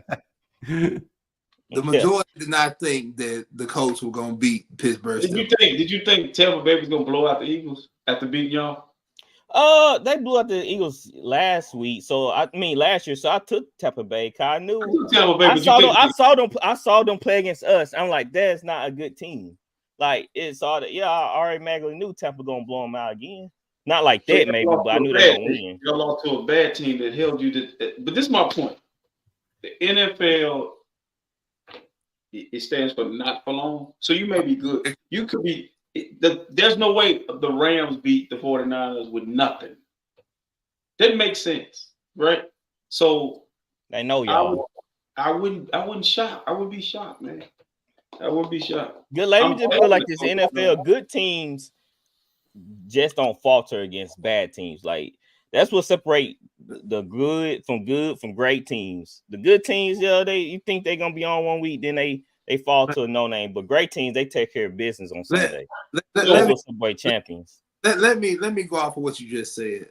Who the great team did? Who the great team? This year, it's just a lot of injuries, and a lot of teams are they injury prone right now. So a lot of teams not full health. It's a lot of teams that lack consistency. So so you can't expect these teams to consistently win week to week. That's why there's so many loopholes, because there's no consistency with these teams, and there's too many young teams. That's probably the main thing. Too many young quarterbacks. Too many young quarterbacks. And if you look at your previous year, remember the Saints. Remember when we had Drew Brees, we were going out and swacking people. Cause we were a really good team. No, listen, and we didn't just lose against bad teams like that. 20 years, yes, you did, because you went to the playoffs and lost to a bad Niners team. I'm telling you, 20 years. Now y'all had 20 years. We went to Levi Stadium and lost. We didn't travel very well. That's why we always wanted to Super Bowl. Back in the day, the seating was cracked, but because y'all should have been playing at home. But my point is that the Lions wasn't expected to be that good early on, and the Chiefs lose that first game. If you go back to the early Cowboy years and Niners years, they were losing to teams they shouldn't have lost. We lost to the Lions in '95. I will never forget that. Losing to, you're gonna have that blink on your record where it's like, dang, how did you lose to that team? And so think about it. The Broncos beat the Chargers twice. I mean, the Broncos beat the Chiefs last year, handled them, And so that's my point. You're gonna have the Chiefs, but like I said, Chiefs wasn't a great team last year. But they won the Super Bowl, so that they won the Super Bowl. Hey, it's something called Taylor Swift effect. But at that time, they were struggling against everybody, and I think they wasn't a great team at that very moment. They hit their stride. I don't know what they found. They found some baby oil maybe, but they found something. They hit their stride. They beat every team, every best team down the stretch. They beat Buffalo in Buffalo. They beat the Baltimore Ravens. They beat the 40. I mean, that's the three best teams down the stretch. You beat the Avengers with the last team. They were great. What was the game? No, what was the game that Tony lined up all sides? I mean, they didn't. They could call that. The refs did help them out. Let's be real. The refs did help them out in some of them games last year too. Everybody needs a little luck here and there.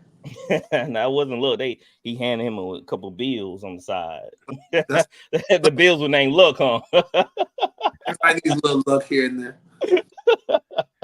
No, I really enjoy all the back and forth and everything. And very quickly, I wanted to ask you guys about how teams are, structuring their stars, and if you want to call it stars. I mean, you guys were brushing up on young quarterbacks and so on, and I mean the majority of, I'm going down the list here. I mean, who is the top money earner that's not a quarterback? Justin Jefferson on there. Yeah, I'm scrolling down here, and I'm seeing Nick Bosa, TJ Watt. Didn't TJ Watt get paid?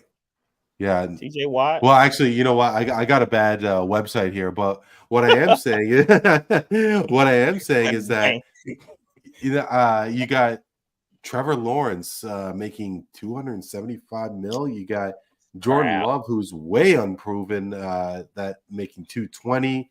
Dak hasn't won anything at 240. They got to pay somebody. I hate Yeah. that. I hate that though. Why do I have to pay a quarterback that's not doing anything for me? Like Trevor, for example, dude haven't done anything, so I had to pay him because that's the only guy that's on the roster, or he may be the future. When I don't get that. But I mean, this has been like happening Daniel since Jones. start. I could find another Daniel Jones. I can't find one on the street. Matter of fact. So why do I need to pay Daniel Jones? I could have kept Saquon or drafted another quarterback. It just don't make no sense to me, and that's why these teams are in these holes like this, because they pay these unproven quarterbacks like Dak. Of course, he hasn't won anything, but we don't deny his abilities and his stats. Like he can move the ball, he can get the ball down, he can score you touchdowns. But some of the other guys like Trevor, Daniel, come on now. Jane Daniels had a better career than Daniel Jones and Trevor put together. But I mean, we've been seeing this for years and for decades. I mean, Flowers, maybe you were a little too young to remember Jamarcus Russell. When, Right. but like, I'll never forget. I was pretty enamored with the name, but just to be first overall, and I mean, this is what at a time when, it was first overall. It was Oakland, not LA Raiders. Yeah, it was Oakland. Sorry. But he was just basically never heard from again. Achilles Smith, and you think about Rick Meyer, and these guys were.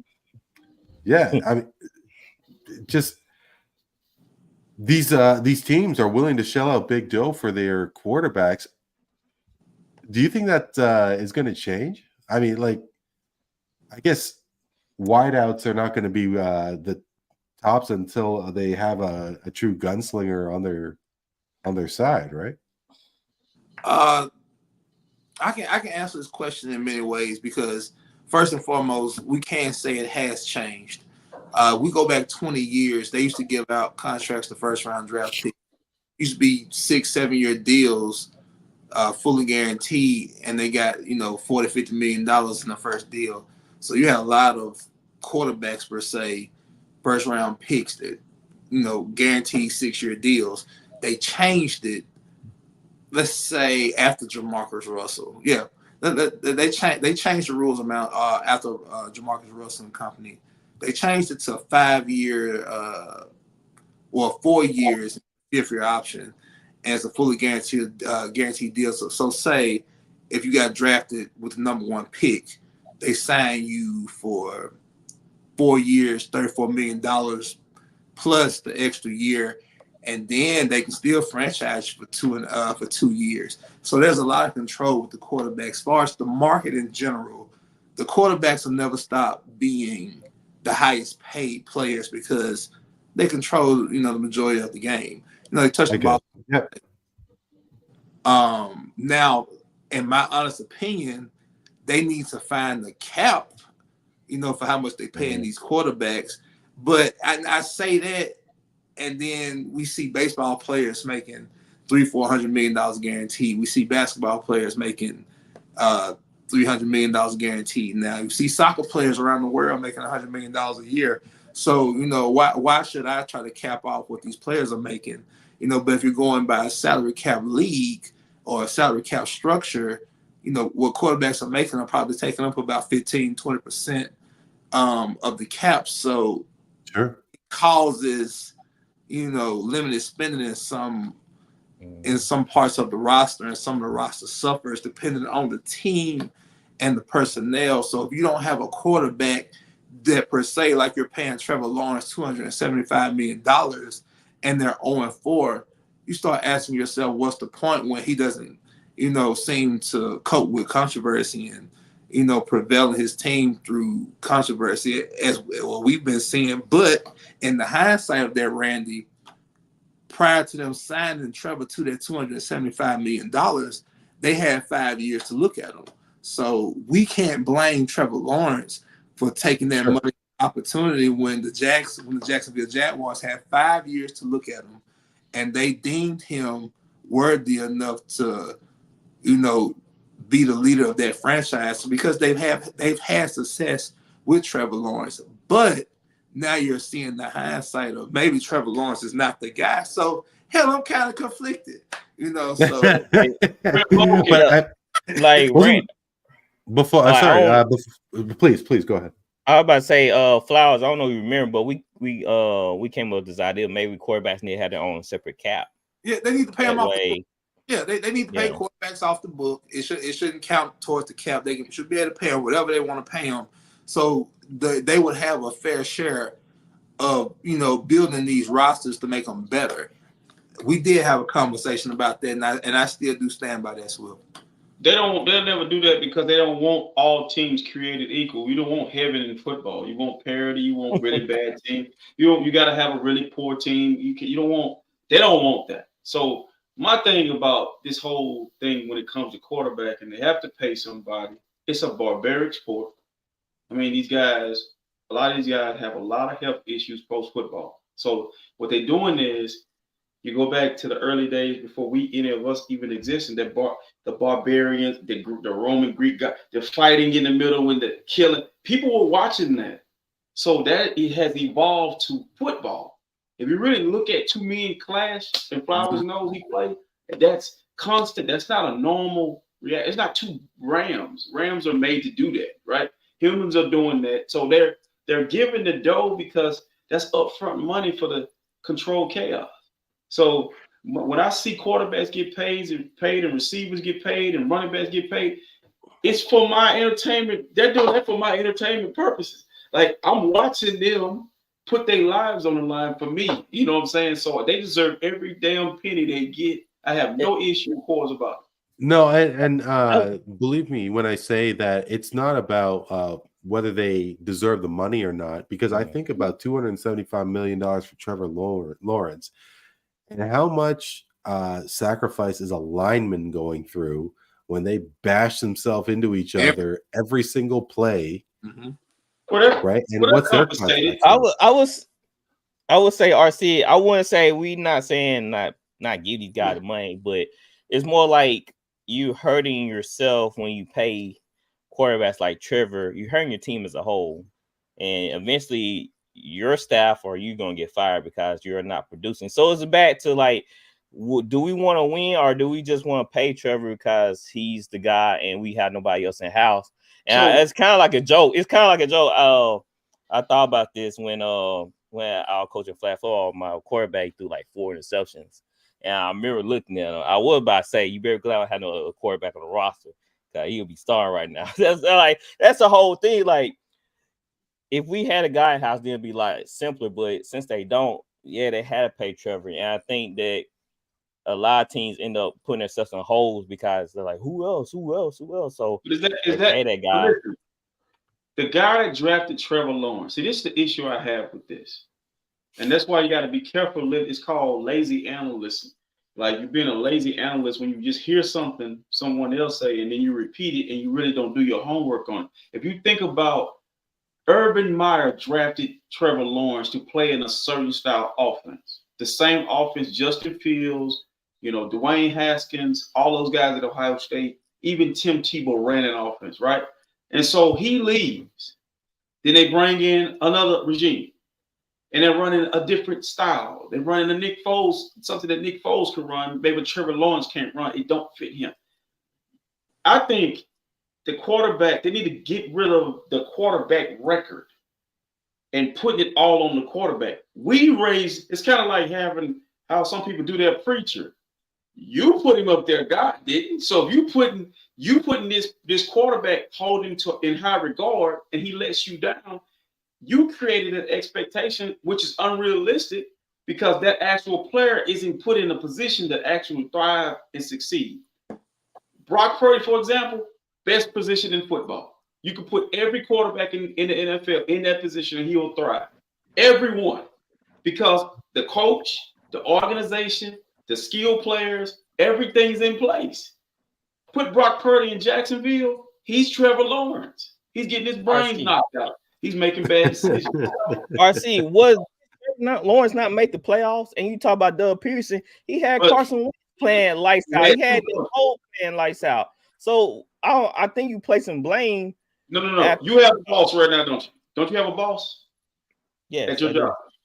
Mm-hmm. If you change, I've had at my job, in my position, I've been there 7 years. I've had 5 different voices. They don't all say the same thing. They don't all have the same expectations. They don't all have the same criteria. So when you change, we're humans. See what I'm saying? And so I'm not saying. But does it not get?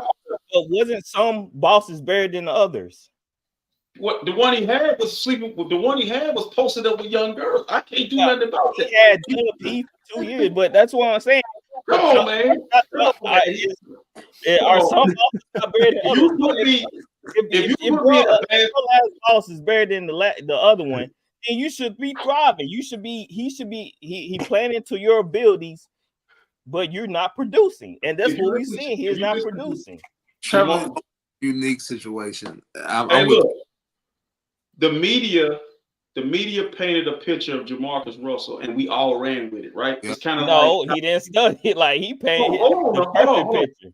Stephen A. Smith painted a picture of Kwame Brown. We just run with bust. We run with bad.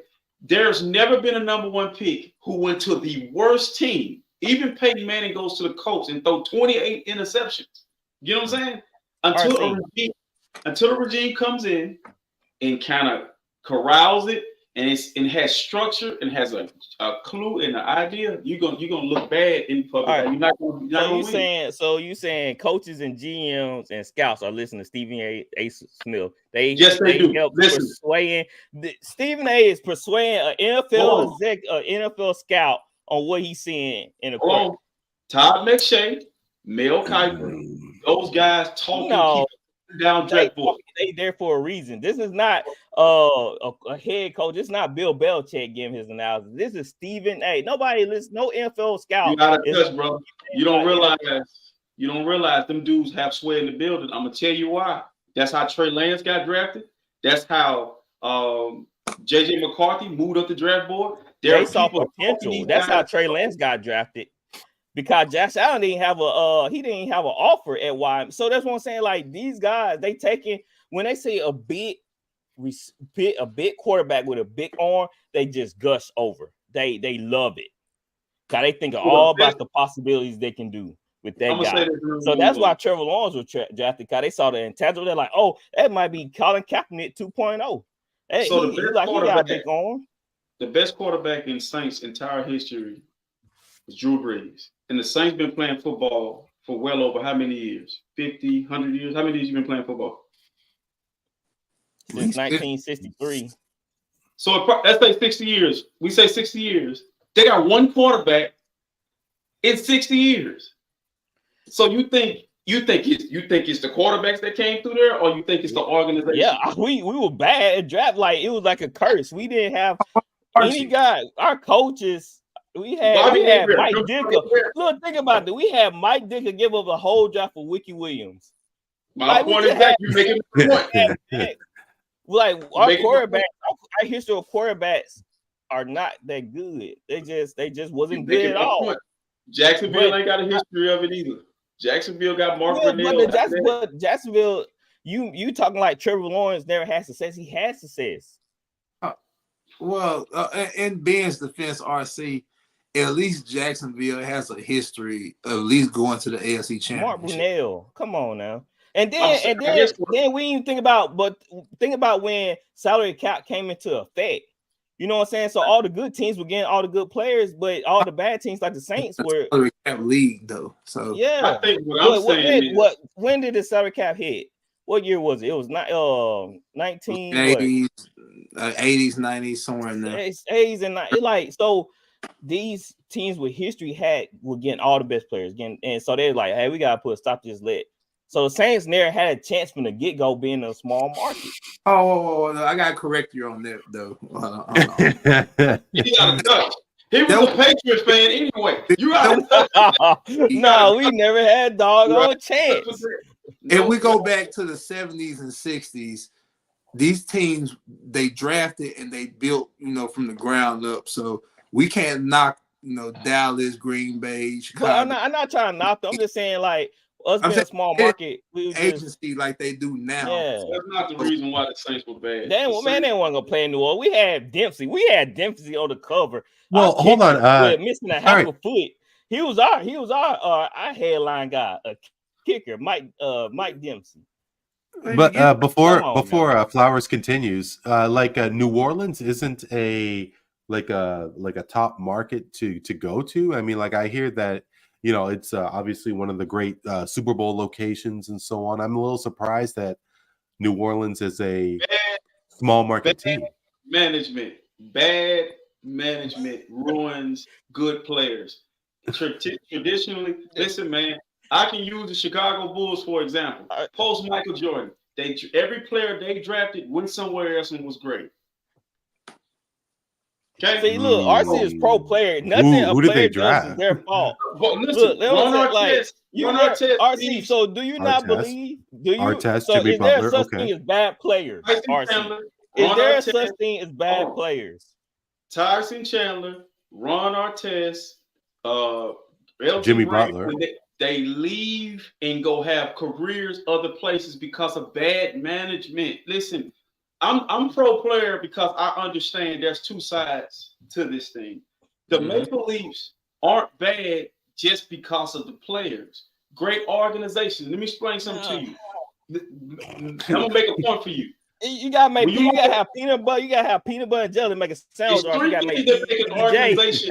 That's both sides to this. Bad players and bad organizations. It's just not black and white like that. It's three things. Yes, it is. It's three things that make an organization great. How drafting a player to develop a player. Okay, bring a player in first, second, or third round. He drafts. You draft. You develop. The 49ers. So I got a quick question, RC. They're drafted. I got a quick question. They're not free outside of Christian McCaffrey. They're not going to get free agents to save that roster. That roster is built through the draft. Okay. RC, I got a quick question. Traditionally draft with. What are you trying to say, man? All right, RC, you're a coach, right? You're a coach. Have you ever coached a bad team before? Yes.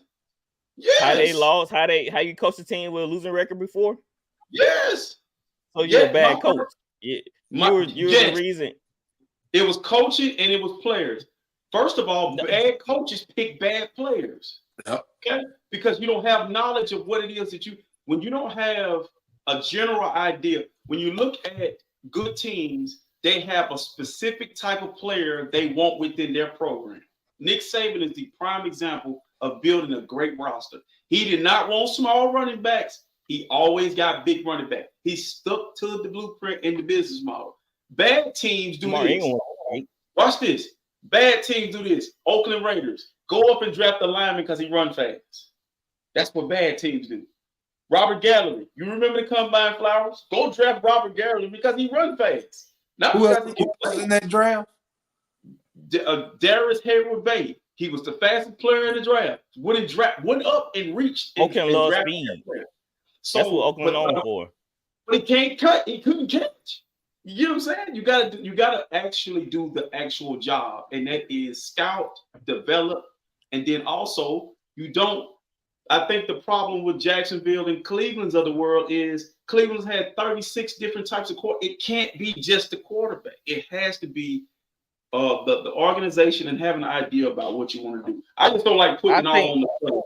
Nobody putting all but on the player. I'm just saying hold players accountable for not playing up to what they should be playing. I'm holding. There they go. There you go. That's what you want. Play up to the caliber. It's just like any other coach. If you expect your player and you know his ceiling, you know that he can do the job, but he's just not doing it, then it's not on you. It's on the player for not reaching their full potential, for half-stepping it, for not maximizing what God-given ability they have. And that's all I'm saying. Like, some of these players are not, they fine with that. Once they get paid or once they get to a certain position, they get comfortable. So it's not always on coaching. It's not. Some players get comfortable. Well, some players are not put in the position, and some not given the opportunity. I'm saying the guys that get there, some of them get comfortable. But what about and they don't put in the same work? I would love to see you in that environment because you make it sound so easy that you could just as an individual. Hold on. You make it sound like you could no matter what your environment you put in, you could just be great around bad. It's up to you. I feel like it's up to you. If it's 11 guys, it take 11 guys to have a great offense. If one guy ain't on his day, having a bad day, two guys having a bad day, you're gonna have a bad day. Like I saw play earlier about Deshaun Watson, and I was incorrect. I actually went and watched the cut up. YouTube will give you cut ups of players. I go watch Deshaun Watson, and I'm watching players trying to catch the ball and hitting it up, and so the opposite team picks the ball off. So, but that still counts as an interception, even if it touches your hands and bounces off your hands, or running bad routes, or just not playing with the level of intensity to want to win or succeed or win on the route. It's more going into it than just it's quarterback is hard, man. It's hard. We understand. We understand, but we're talking about the chances that he do get when he do get enough time, when he do when the pocket's clean. What do he take? What do he make of those chances? That's what it's all about. Being a player is what you're doing with the chances you're given. It's up to you to make those plays and the support. Yeah, the support because if the tackle, you think a coach will crucify a quarterback if the O-line is just playing garbage? Yeah, they're gonna say it's the O-line. They're gonna say, yeah, we gotta get this guy some help. That's what with the Saints. They knew Derek Carr needed time. So they fixed the O-line. They said, okay, Derek Carr, he has some issues, but the O-line is playing terrible. He's not putting this all on Derek Carr. It's the O-line. So let's fix the O-line. So when Derek Carr get his chances and don't make up for the chances he do get, then we can say, yeah, Derek Carr, he having lapses. Yeah, he doing this. He not taking advantage of the chances that he gets. That's what great players do. They take advantage of opportunities they get to make plays. What they say, big time players make big time plays. I don't want my quarterback when he get the chances, make the big time play, make the right throws, make the right read. Not other coaches around me, because it's easy to blame people. It's easy to blame people when things are not going right. When things are going wrong, you're gonna place blame. But I want my guy to say, yeah, I might not be in a perfect situation, but I gotta still go out there and perform. I still gotta go out there and do my thing. But they only have that's what sports is all about. It's a team thing, and that's what separates the greats from whoever's not great, because they know that everything's not in football. Everything's not gonna go great. Everything's not gonna go perfect. That's the mindset you gotta have. Everything's not gonna be always perfect, so you gotta make those chances count. I'm a team guy. When I coach my players, when I'm talking to players, I don't believe in if we lose a game and a kid misses a shot, I don't put that on that kid. It's what leads up to it. We shouldn't have even been in that position. We should not have even put you in that position. You know, and I feel like my thing is in sports, one thing I'm learning about this era of sports is we're too highly critical of that position and other positions, because I don't think it should be a stat that says Jimmy Garoppolo is 16-0. That's stupid to me, because it's the 49ers are 16. You know what I'm saying? You 16-0, but then that offensive lineman you talking about, they never mentioned that he gave the protection and the time for him to be able to make the plays.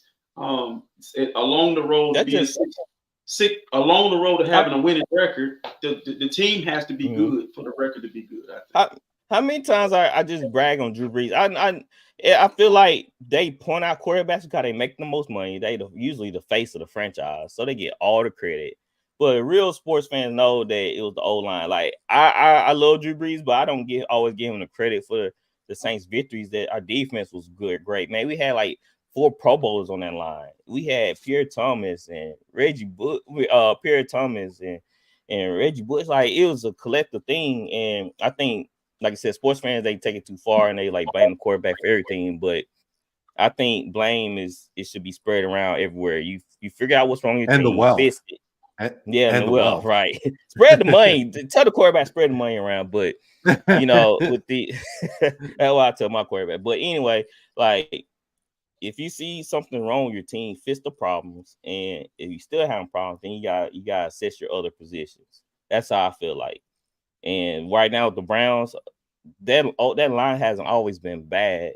They dealing with injuries, and I think that people are frustrated with Deshaun because he's supposed to, I want to say, mask some of the inefficiencies on that team, but he's supposed to do something. We saw Baker; they let Baker go because his issues and stuff with the coach, but they're expecting Deshaun to be better than that, and just not working out.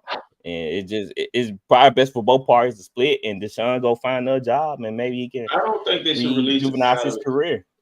I think they should stop releasing the salaries and saying how much they make, because Yeah, that's stupid. I think that plays a role into it as well. If I tell you that if Brock Purdy gets $300 million and then he goes out and have 5 bad games, automatically I'm feeling like I'm being cheated. If you play sports at the highest level and compete and competitive, the person across from you know you make $300 million as well. Like, you don't think the people that's playing against Trevor Lawrence know how much he make, and he's the golden boy, and they don't want to knock him on his ass? You crazy. So it's a tough job, man. It's a tough job. And I know it's, but think about it as a GM. I know it's super tough. How you paying a quarterback $250-some million, and it's an investment. You playing with the owner's money. You investing, and you're not seeing a turnover, huh? Yeah, and I've you're always, not seeing your investment putting out.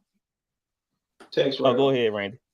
Yeah, just to put a cap on it. I mean, I've always wondered, if I was making $81 million and Flowers was making 83, wouldn't I be salty at Flowers because he's making $2 million more? Like, I mean, if we were, I mean, $2 million is still $2 million. Randy, you playing better than Flowers. You playing better than him. I don't know about that. Too. No, that's crazy. You haven't seen me throw a ball. I'll tell you that right now. But you know what? Yeah, that's kind of weird though. It's just like you're supposed to tell your coworker how much you make because it might cause some riffraff. Yeah, it's a different world. A different world. Yeah, but I feel like if your corner getting beat every time, you the other corner, you like, man, he making $5 more million than me, and he getting torched every play. Then, me, I don't care about money like that, so it wouldn't really bother me. But I know some guys, I bet be in the back of their mind, like, dang, we paying this guy. I play better. That would piss the hell out of me. I'll tell you that right now. I'm playing better than that guy. But you know what, guys? I do want to cap things with a little back and forth on what I like to call straight facts, bro. Relax. And basically, how this is going to work is that I'm going to drop a statement on you, and you're going to either agree by saying straight facts, or you're going to disagree by saying bro. Relax.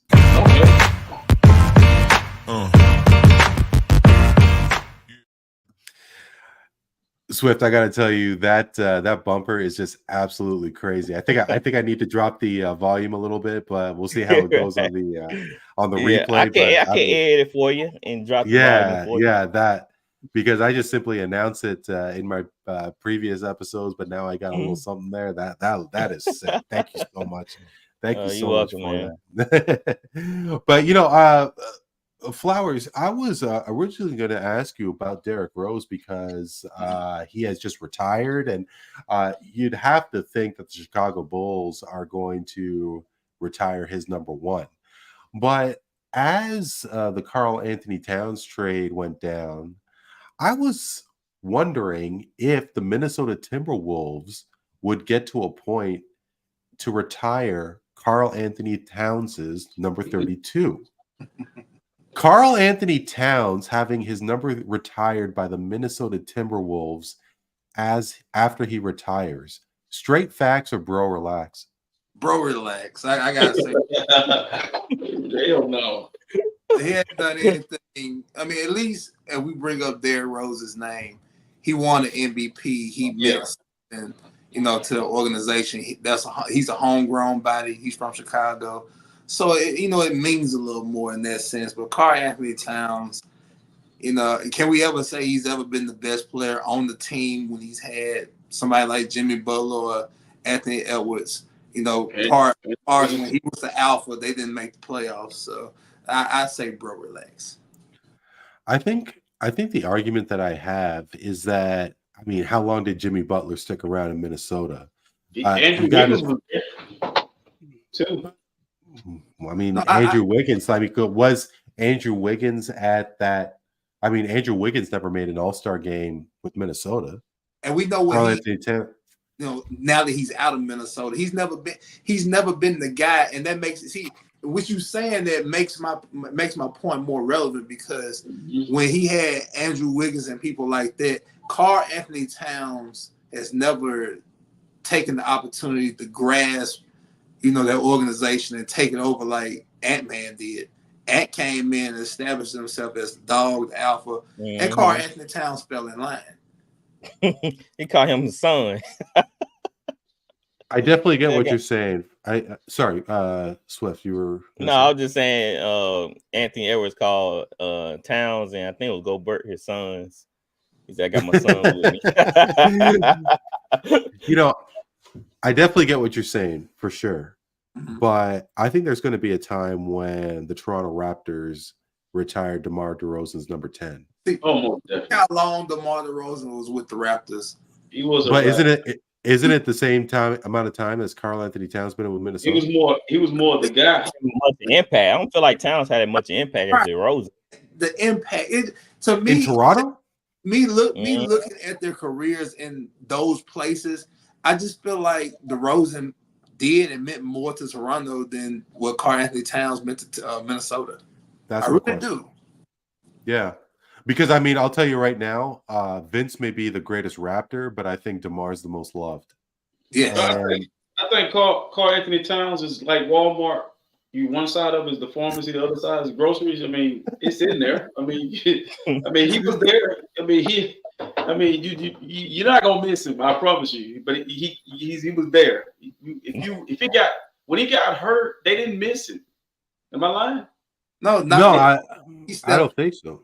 That's why they got rid of him so easily, because you got Nas Reed sitting on the bench that can do what Karl Anthony Towns can do, and he's cheaper.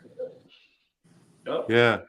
I mean, I guess, because it was so long for Minnesota to win those series. And I mean, Karl Anthony Towns, it must have been over a decade since he's been in Minnesota, right? Oh, yeah. Mm-hmm. I mean, so he stayed with the team, and, I would have thought that he'd be quite revered. I mean, he's not looked at as Kevin Garnett. Kevin Garnett was, of course, sure, but maybe second most loved Timberwolf. Second most loved Timberwolf. Look how, but you gotta look at Anthony Edwards aside. I mean, in terms of, aside, you might can say people probably would like Latrell Sprewell, Sam Cassell better than Karl Anthony Towns. Right. Minnesota, come on. Yes, especially Latrell Sprewell. They were there for a small time though. Like they was there a year, maybe 2 years. I think Minnesota's so over there. They love Anthony Edwards more than Townsend right now. No, sure. Yeah, but I'm saying that Ant only been there a couple of years and he already surpassed Towns. But I guess what Randy's saying, we're saying that from our perspective, for Minnesotans, I hope I'm saying that correctly, they probably see it totally different because they ain't had very many good players come through there. So yeah, he's probably held to higher up. He'll get standing ovation at games when he retire. Because I'll tell you this, if Chris Bosh gets his number 4 retired, it's because of what he also accomplished in Miami. Oh yeah. Because he didn't accomplish anything here in Toronto. So maybe to your point, there's probably more validity to what you just said, Flowers. So RC, I mean, we're seeing quite a bit of international activity with the National Football League. They went to England, they went to Germany. This season, a couple of weeks ago, they went to Brazil, and I have to think that they're going to keep the international bus rolling. And we are seeing it, of course, in South America and in Europe. Are they that really far away from playing a regular season game in Africa? Are they really that far away playing in Australia? Man, listen. The NFL playing a regular season game in Australia and Africa.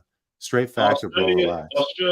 Australia for sure. But Africa, relax, bro. That'll never happen, man. You gotta understand where we're at and who the owners are.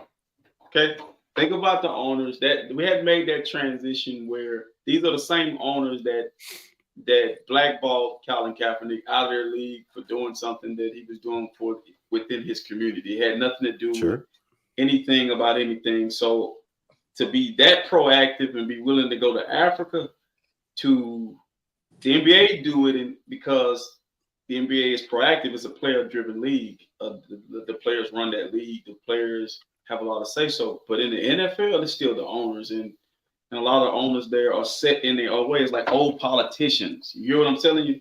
Think about old politicians with old laws and old rules and old mindsets. Like, it's not far-fetched because Roger Goodell is a forward thinker, but he's a figurehead. He's like the president of the United States. He can get overruled at any time. He's just in the position. Everybody under the position had to say so. It has to be voted on. So Australia, yeah, Africa, relax, bro. Hell no. Hell, that ain't happening, bro. But RC, think about it for a second. South Africa is really into rugby.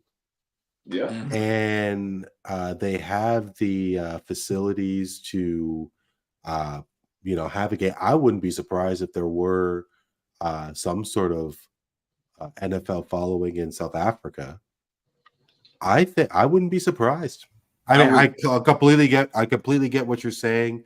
The struggle and so on. South Africa, I think, is a different kettle of fish. It's not about the struggle. It's about the ignorance of.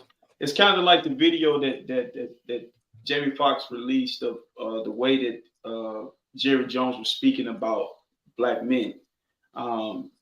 It's not about that. It's about it's a history of a way of. It's a superiority complex. That's the perfect word. Losing this whole aura of having control of something, and taking it to Africa when you got all these other options. Africa would be the last spot. What option? I don't know. I wouldn't be surprised.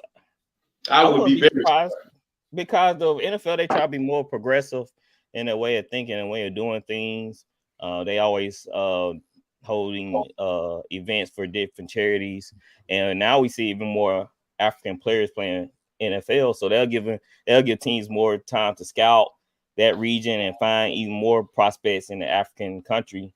Because, like I said, we got players that's from Africa that play in NFL right now. So they'll bring in more money, more viewership, and definitely more prospects. Kevin Garnett said anything's possible, but right. I think they got a lot more options before South Africa. Yeah, they do. They do. Like what? I mean, the NFL.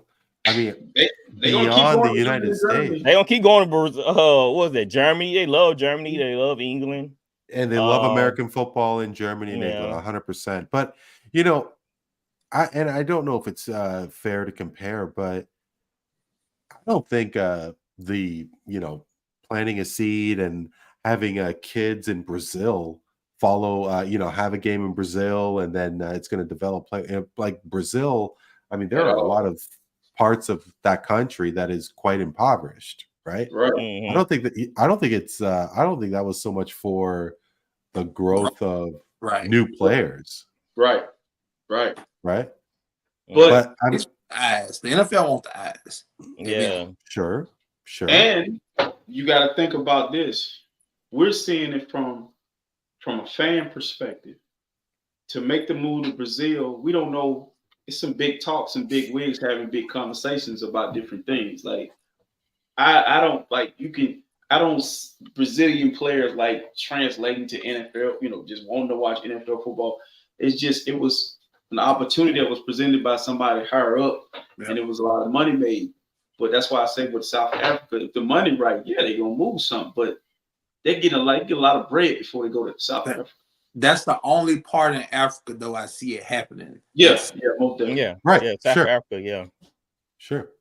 Yeah. I mean, and to that, that's why I was thinking, why not, in Africa? Obviously, there's only so many places that would be able to hold a game, but I wouldn't be surprised. You know what? Maybe 7 years, maybe less than that, maybe way less than that. I see a game I in South think Africa. 10 is a fair number. Yeah, 10 All right. 10 Well, getting time to but guess play what? in and Guess everything what, else. man? 10 years from now, Yeah. those older owners I was talking about, that because it ain't all of them. If you look at the ownership of the Commanders, it's changed drastically. Yep. You look Yep. at the Miami Dolphins ownership, it's changed drastically. So as the ownership, as you get rid of the old mindsets and come to new mindsets, 10 years from now, you're in South Africa. But as constructed, old money, old mindset, old ignorant thoughts, we ain't going over there. We ain't going over there. Last and certainly not least, of course, one of the most talented baseball players in history recently passed away. Swift, Pete Rose, with over 4,200 hits in his major league career, died. But of course, he was more remembered for not being included to the Baseball Hall of Fame because of gambling indictments.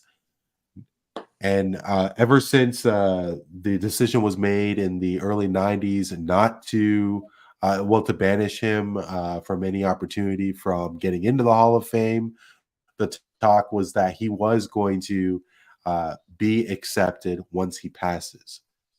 Now that he has passed away, Pete Rose will be inducted into the Baseball Hall of Fame in the next decade. Straight facts or blacks? I say, bro, relax, because Major League Baseball, they are bullish, they're hard headed, they are stuck in their old ways. They believe in protecting the game, making the game look pure, and clean. That's why they suspend all these players for steroids. Look at it, Sammy Sosa can't get a standing ovation because of steroids. Mark McGuire, so they banished all these great players. Just because of the steroids issue, and they view betting and gambling on games as like the cardinal sin, especially with Pete Rose. They said Pete Rose bet on his own team, bet against them, not bet against them, bet on them, and he was the manager at the time also. So they see that as definitely a cardinal sin. And Major League Baseball, they all about keeping their brand blemish free. Now, if it was the NFL, maybe. But Major League Baseball, they all about keeping their image clean and sparkle free. So that's it. You guys on board with Swift there? Because I think that because they have done a lot of changes to speed up the game, they're putting a stop to the shift, which at first I hated, but now I like it because I think that there might be a changing of the guard. I mean, like RC, you were talking about the old blood that was NFL ownership. I think that we are seeing new blood, new emphasis, new voices to Major League Baseball. And truthfully, because I'm still torn on this, because I think the issue was Pete Rose betting as he was manager. And there isn't a determination on whether he bet against his Cincinnati Reds to lose while he was manager. It'd be like Tim Donaghy. Oh no, it's not like Tim Donaghy. I think Pete Rose. I got a chance to go to Cincinnati, and I'll never forget this: to walk the halls, to look at the banners, to be right in there. That man deserves to be in the Hall of Fame, and he will because of the human element. They like him dead more than they do alive. I'm gonna repeat that again. It's something about humans. They love the dead more than they do the living. So it'll make great storylines, it'll bridge the gap. It's just something about this gonna rear his ugly head and he'll get in there, and that's sad. Because in that Hall of Fame, you have all types of people. You have more than just cheaters, if you want to call him that. Sure. Donahue was an official who alter basketball history because I don't think Kobe and Shaq gets any of that what they got without that. Right. Pete Rose, before he did what he did, he was a manager all washed up. He was a dog. It has nothing to do with what he did in baseball and what he contributed. It's kind of like Barry Bonds' forehead going from this small to this wide. It has nothing to do with this hand-eye coordination. That guy has natural God-given ability, and he deserves to be in the Hall of Fame. But is Barry Bonds in the Hall of Fame? No, he's not. No, but I'm saying he deserves to be there. So yeah, that's why I was thinking Pete Rose and Barry Bonds. They hold these guys that took steroids. They don't have nothing to do with making them hit better. Them guys are already gifted. It's people in the Hall of Fame that's taking steroids. All right. Come on, man.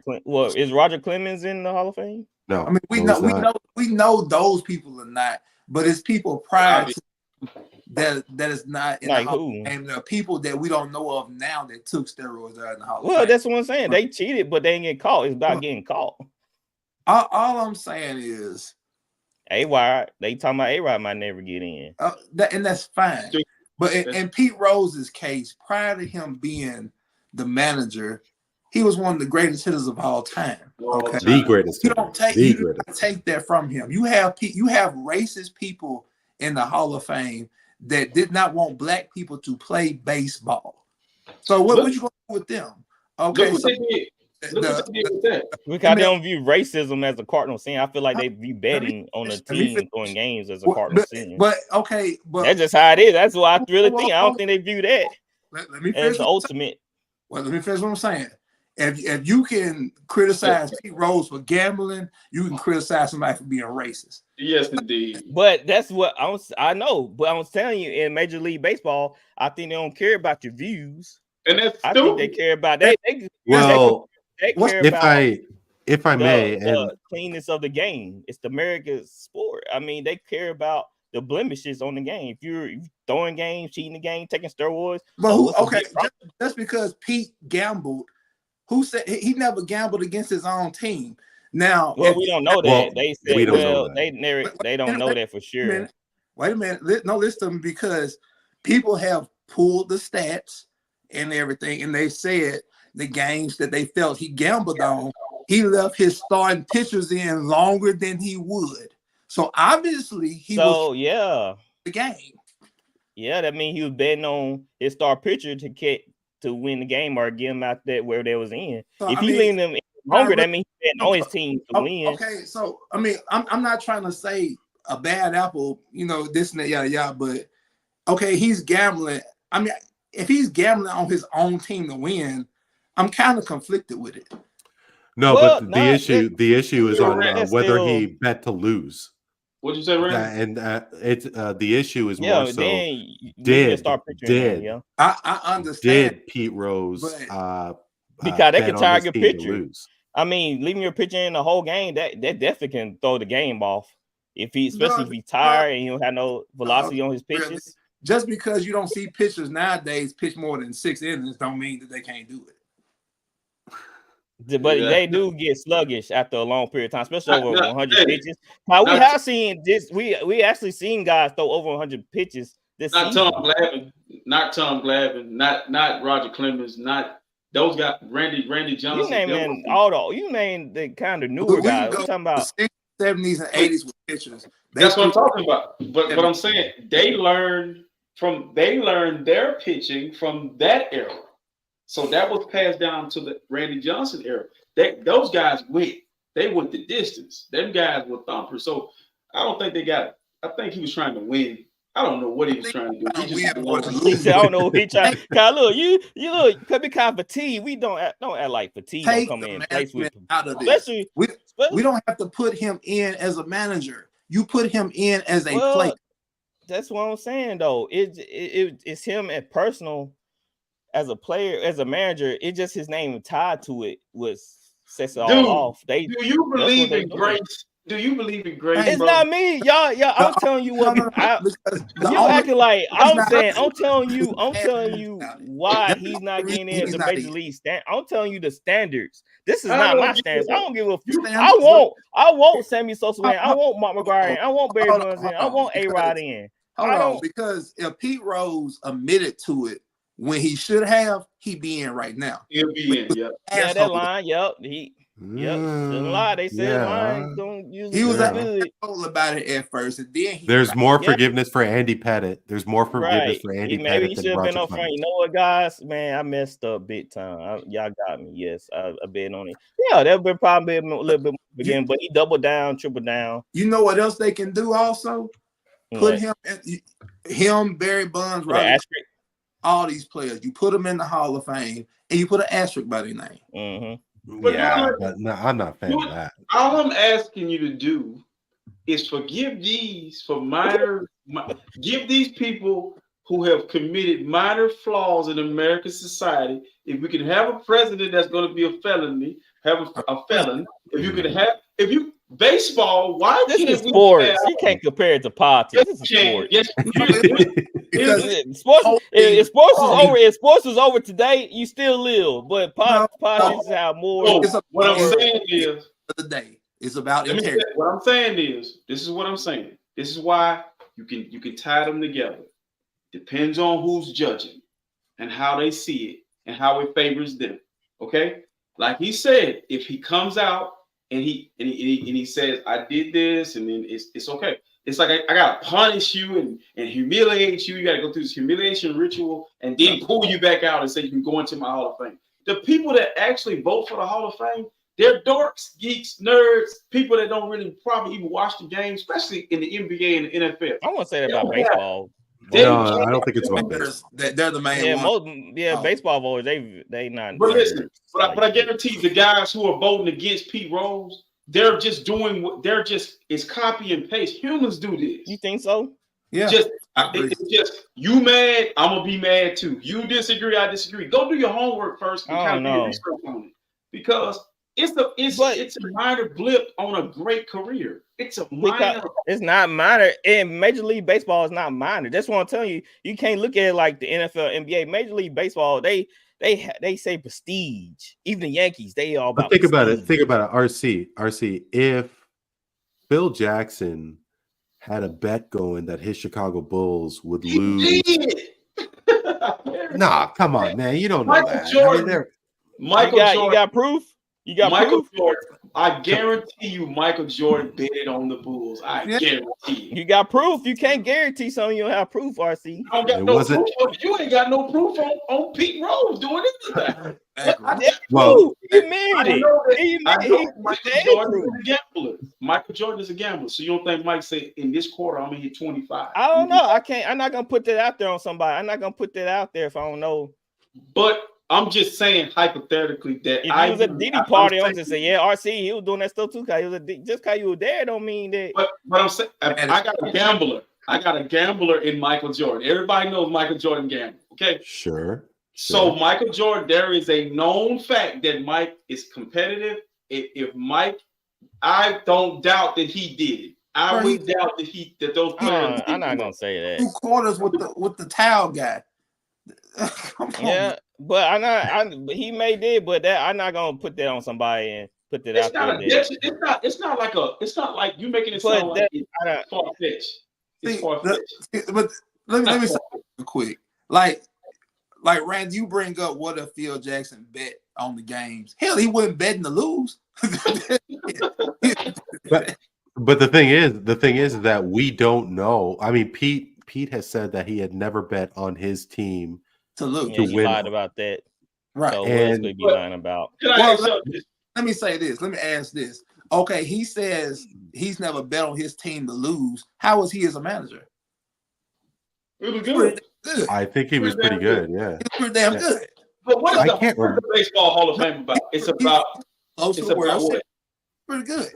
I don't even remember. Is it about your stats? It's about your, where you ranked amongst the greats. Yeah. Can I talk baseball without mentioning Pete Rose? God dog, do you realize we still talking about Pete Rose right now? Pete Rose is been gone, probably been dead a lot longer than he's been dead. You know what I'm saying? Because think about it. You just told a guy that loved baseball that he's not baseball. He's been dead a long time, and that man, they took something from that man. Well, just Just kind of, but if you did something wrong, then that shouldn't excuse the fact that you did something wrong. You just can't throw that away. Oh, brother, boy. You know, I don't know. I don't. I'm I just don't saying. know. I'm just saying, like, Yeah, I like. Look, you can praise the guy and everything. You can give him his flowers, but if they He did didn't something do wrong, anything wrong, man. and that's just it, man. Like, we should, if I knew the consequences of my actions, then just accept the consequences of actions. If the Major League Baseball don't want in, then that's their thing. I don't care, but as a man, if I was in the wrong, if I did something terrible, if I did something wrong like that, then I'll accept any punishment they give me because I knew better. Like, I knew better, and that's on me because I was taught not to do stuff that diminish who I am, and I didn't diminish the Major League Baseball as a sport. I diminished myself as a person.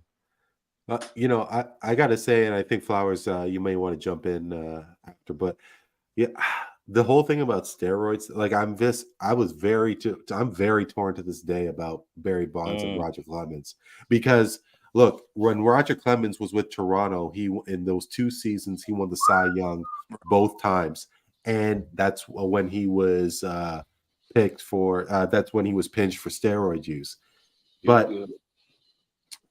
I think about it like this. If Usain Bolt came out to say that he had done steroids, that would break my heart so much because the absolute dominance that Usain Bolt had in the Olympics to win all of those gold medals. He never won a silver. He never, like, from what I know, it was always gold. Yep. And if he was now implicated in steroid use, I would just be so disgusted. It's the same thing with me and Barry Bonds and Roger Clemens. They probably wouldn't have needed steroids. They probably wouldn't have needed steroids. I mean, Barry Bonds was already a legend out of Pittsburgh. Yep. You know what I mean? But it does seem that you guys are think that Bonds and Clemens should be in the Hall of Fame. Yeah. I'm torn like you, Randy, because I feel like they should be in because I mean great players. Baseball. Lord knows probably 75, 85 Sammy Sosa. He was taking steroids. Sammy Sosa. Sosa does not deserve to be in the Hall of Fame. No. Steroids are not. No, I'm sorry. No. Man, come on, man. No. You're talking about the quarterback. Oh man, look, he already had the power. It took steroids. Baseball is one of the hardest sports to play. And so what I say about steroids, okay, steroids prolong a career. Right. Whether LeBron wants to admit it, LeBron is taking something to prolong his career. He's a human just like you and I. Whether it's steroids, HG, it's so much stuff out there. Like you had Ray Lewis come back from a torn bicep to play in the Super Bowl. They saying deer antler spray. Listen, all the great athletes in history, that Hall of Fame in the NFL got some steroids in it. Okay? Yeah. Because you can't go from a week to week in a physical sport like that and play without some type of something, right? Think of what steroids do. It heals. Advocate for steroids or nothing. Yeah, but listen, but they help your muscles heal. They want to take Barry Bonds. They want to get Barry Bonds like this, and this is where they can't touch Barry Bonds. It don't help you hit a baseball. Nope. He was getting one pitch a game. He was getting one. I'm gonna say it again. One pitch. Oh, I don't know, RC. I don't know. Because we all know Barry Bonds hit 73 home runs, and I'll never forget the season before. His second. The season. So I have a brain cramp right now. I can't even talk. But I mean, like the most home runs he had in one season. Thank you. Now I spit it out. Was 49. Right. And it was 10 years. 10 years prior. Yeah. Like, how are you going to go from 49 to 73 a decade after the fact? And that dude changed the play of the game with them home runs. Listen, I'm more available to you. I'm more available to you because I'm enhancing. So think about this. When you see a guy in his 40s, anytime you see a guy in his early 30s on up and he's muscle bound, okay? Unless go look at his mom and daddy. If his mom and daddy, if mama didn't run track, daddy don't, they doing something they ain't got no business. It's either gonna be, it don't have to be something illegal. A lot of shit is legal now. Okay. Yep. You can take, listen, Sure. a guy that was mentoring me when I was training and I was teaching and I was doing a whole personal training stuff. He had me believing the metrics, the nutrients and the protein and the creatine, which your body naturally makes some of this stuff, creatine for sure. And you can eat your protein. He had all this, but then I found something in his room. And I was torn about it. Like, you lying to me. I'm working my butt off to look like you, but you cheating the process. Because God ain't create all men to look like Greek gods. So what Barry Bonds' forehead, LeBron James' forehead, look at the forehead. Always look at the forehead when it started here. Barry Bonds' whole entire head was small. So, and he got bigger. But it don't help you be a great athlete. You have a lot of examples of big muscle-bound men who can't do shit with a lot smaller when I was 18 because I've been eating a lot of Big Macs, but please go ahead. But I'm saying muscle don't make you a great athlete. Ability do. But to your point, like okay, steroids may help with the process to heal faster. Okay, I could be into that. I mean, I'm sure the Kansas City Chiefs could use some of those steroids for all those walking wounded, but don't take the steroids if you're healthy. Barry Bonds didn't okay. Why does Barry what injuries did Barry Bonds have for him to nurse? He doesn't have ACL injuries to worry. I'm a Giants fan. Barry got hit a lot with a baseball. Now I've been blessed to be at a park and be right behind the plate and hear it. Okay, and the ball hitting at a velocity, but then also they play a lot of games. Sure. And then listen, man, you know what was crazy about me and Flowers were talking about McGuire earlier, because his name don't come up that much because he's kind of cleaned up his image. See, he's trying to prepare himself to get in there. He's a rake. He's a rake now. So, but when you saw Canseco and you saw McGuire and you saw the Giambi brothers and you knew something was wrong because the uniform didn't even fit on the body right? When you saw Barry, he got bigger, but you really didn't look at him like you looked at them. They looked like bodybuilders playing baseball. Remember Craig Biggio and Jeff Bagwell. And Lenny Dykstra, their legs were big. Man, listen, baseball, but we would not have watched baseball the way we watched baseball in that era of baseball without the excitement that they created around baseball. It saved baseball. It really did. I'm not for it, but it saved the game. I think it saved the game. No, I think there's value to that for sure. I think there's value to that. Guys, listen, I got to tell you, we are chopping on 3 hours, and I was hoping to do a hockey pool. I got to tell you, I sure as heck did not want to cancel tonight because it's our first episode, and this is something that this relaunch to my podcast is something to celebrate.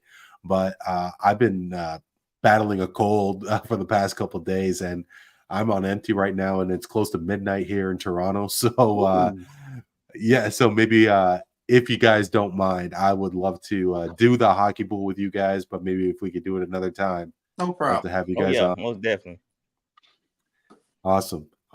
Guys, once again, thank you so much for bringing me onto the Voice of the Fans family. I mean, when I found you guys on Instagram and started, watching your show, the passion you guys have, inviting me on your podcast, I definitely see a lot of passion and some camaraderie and some great topics and discussion as well.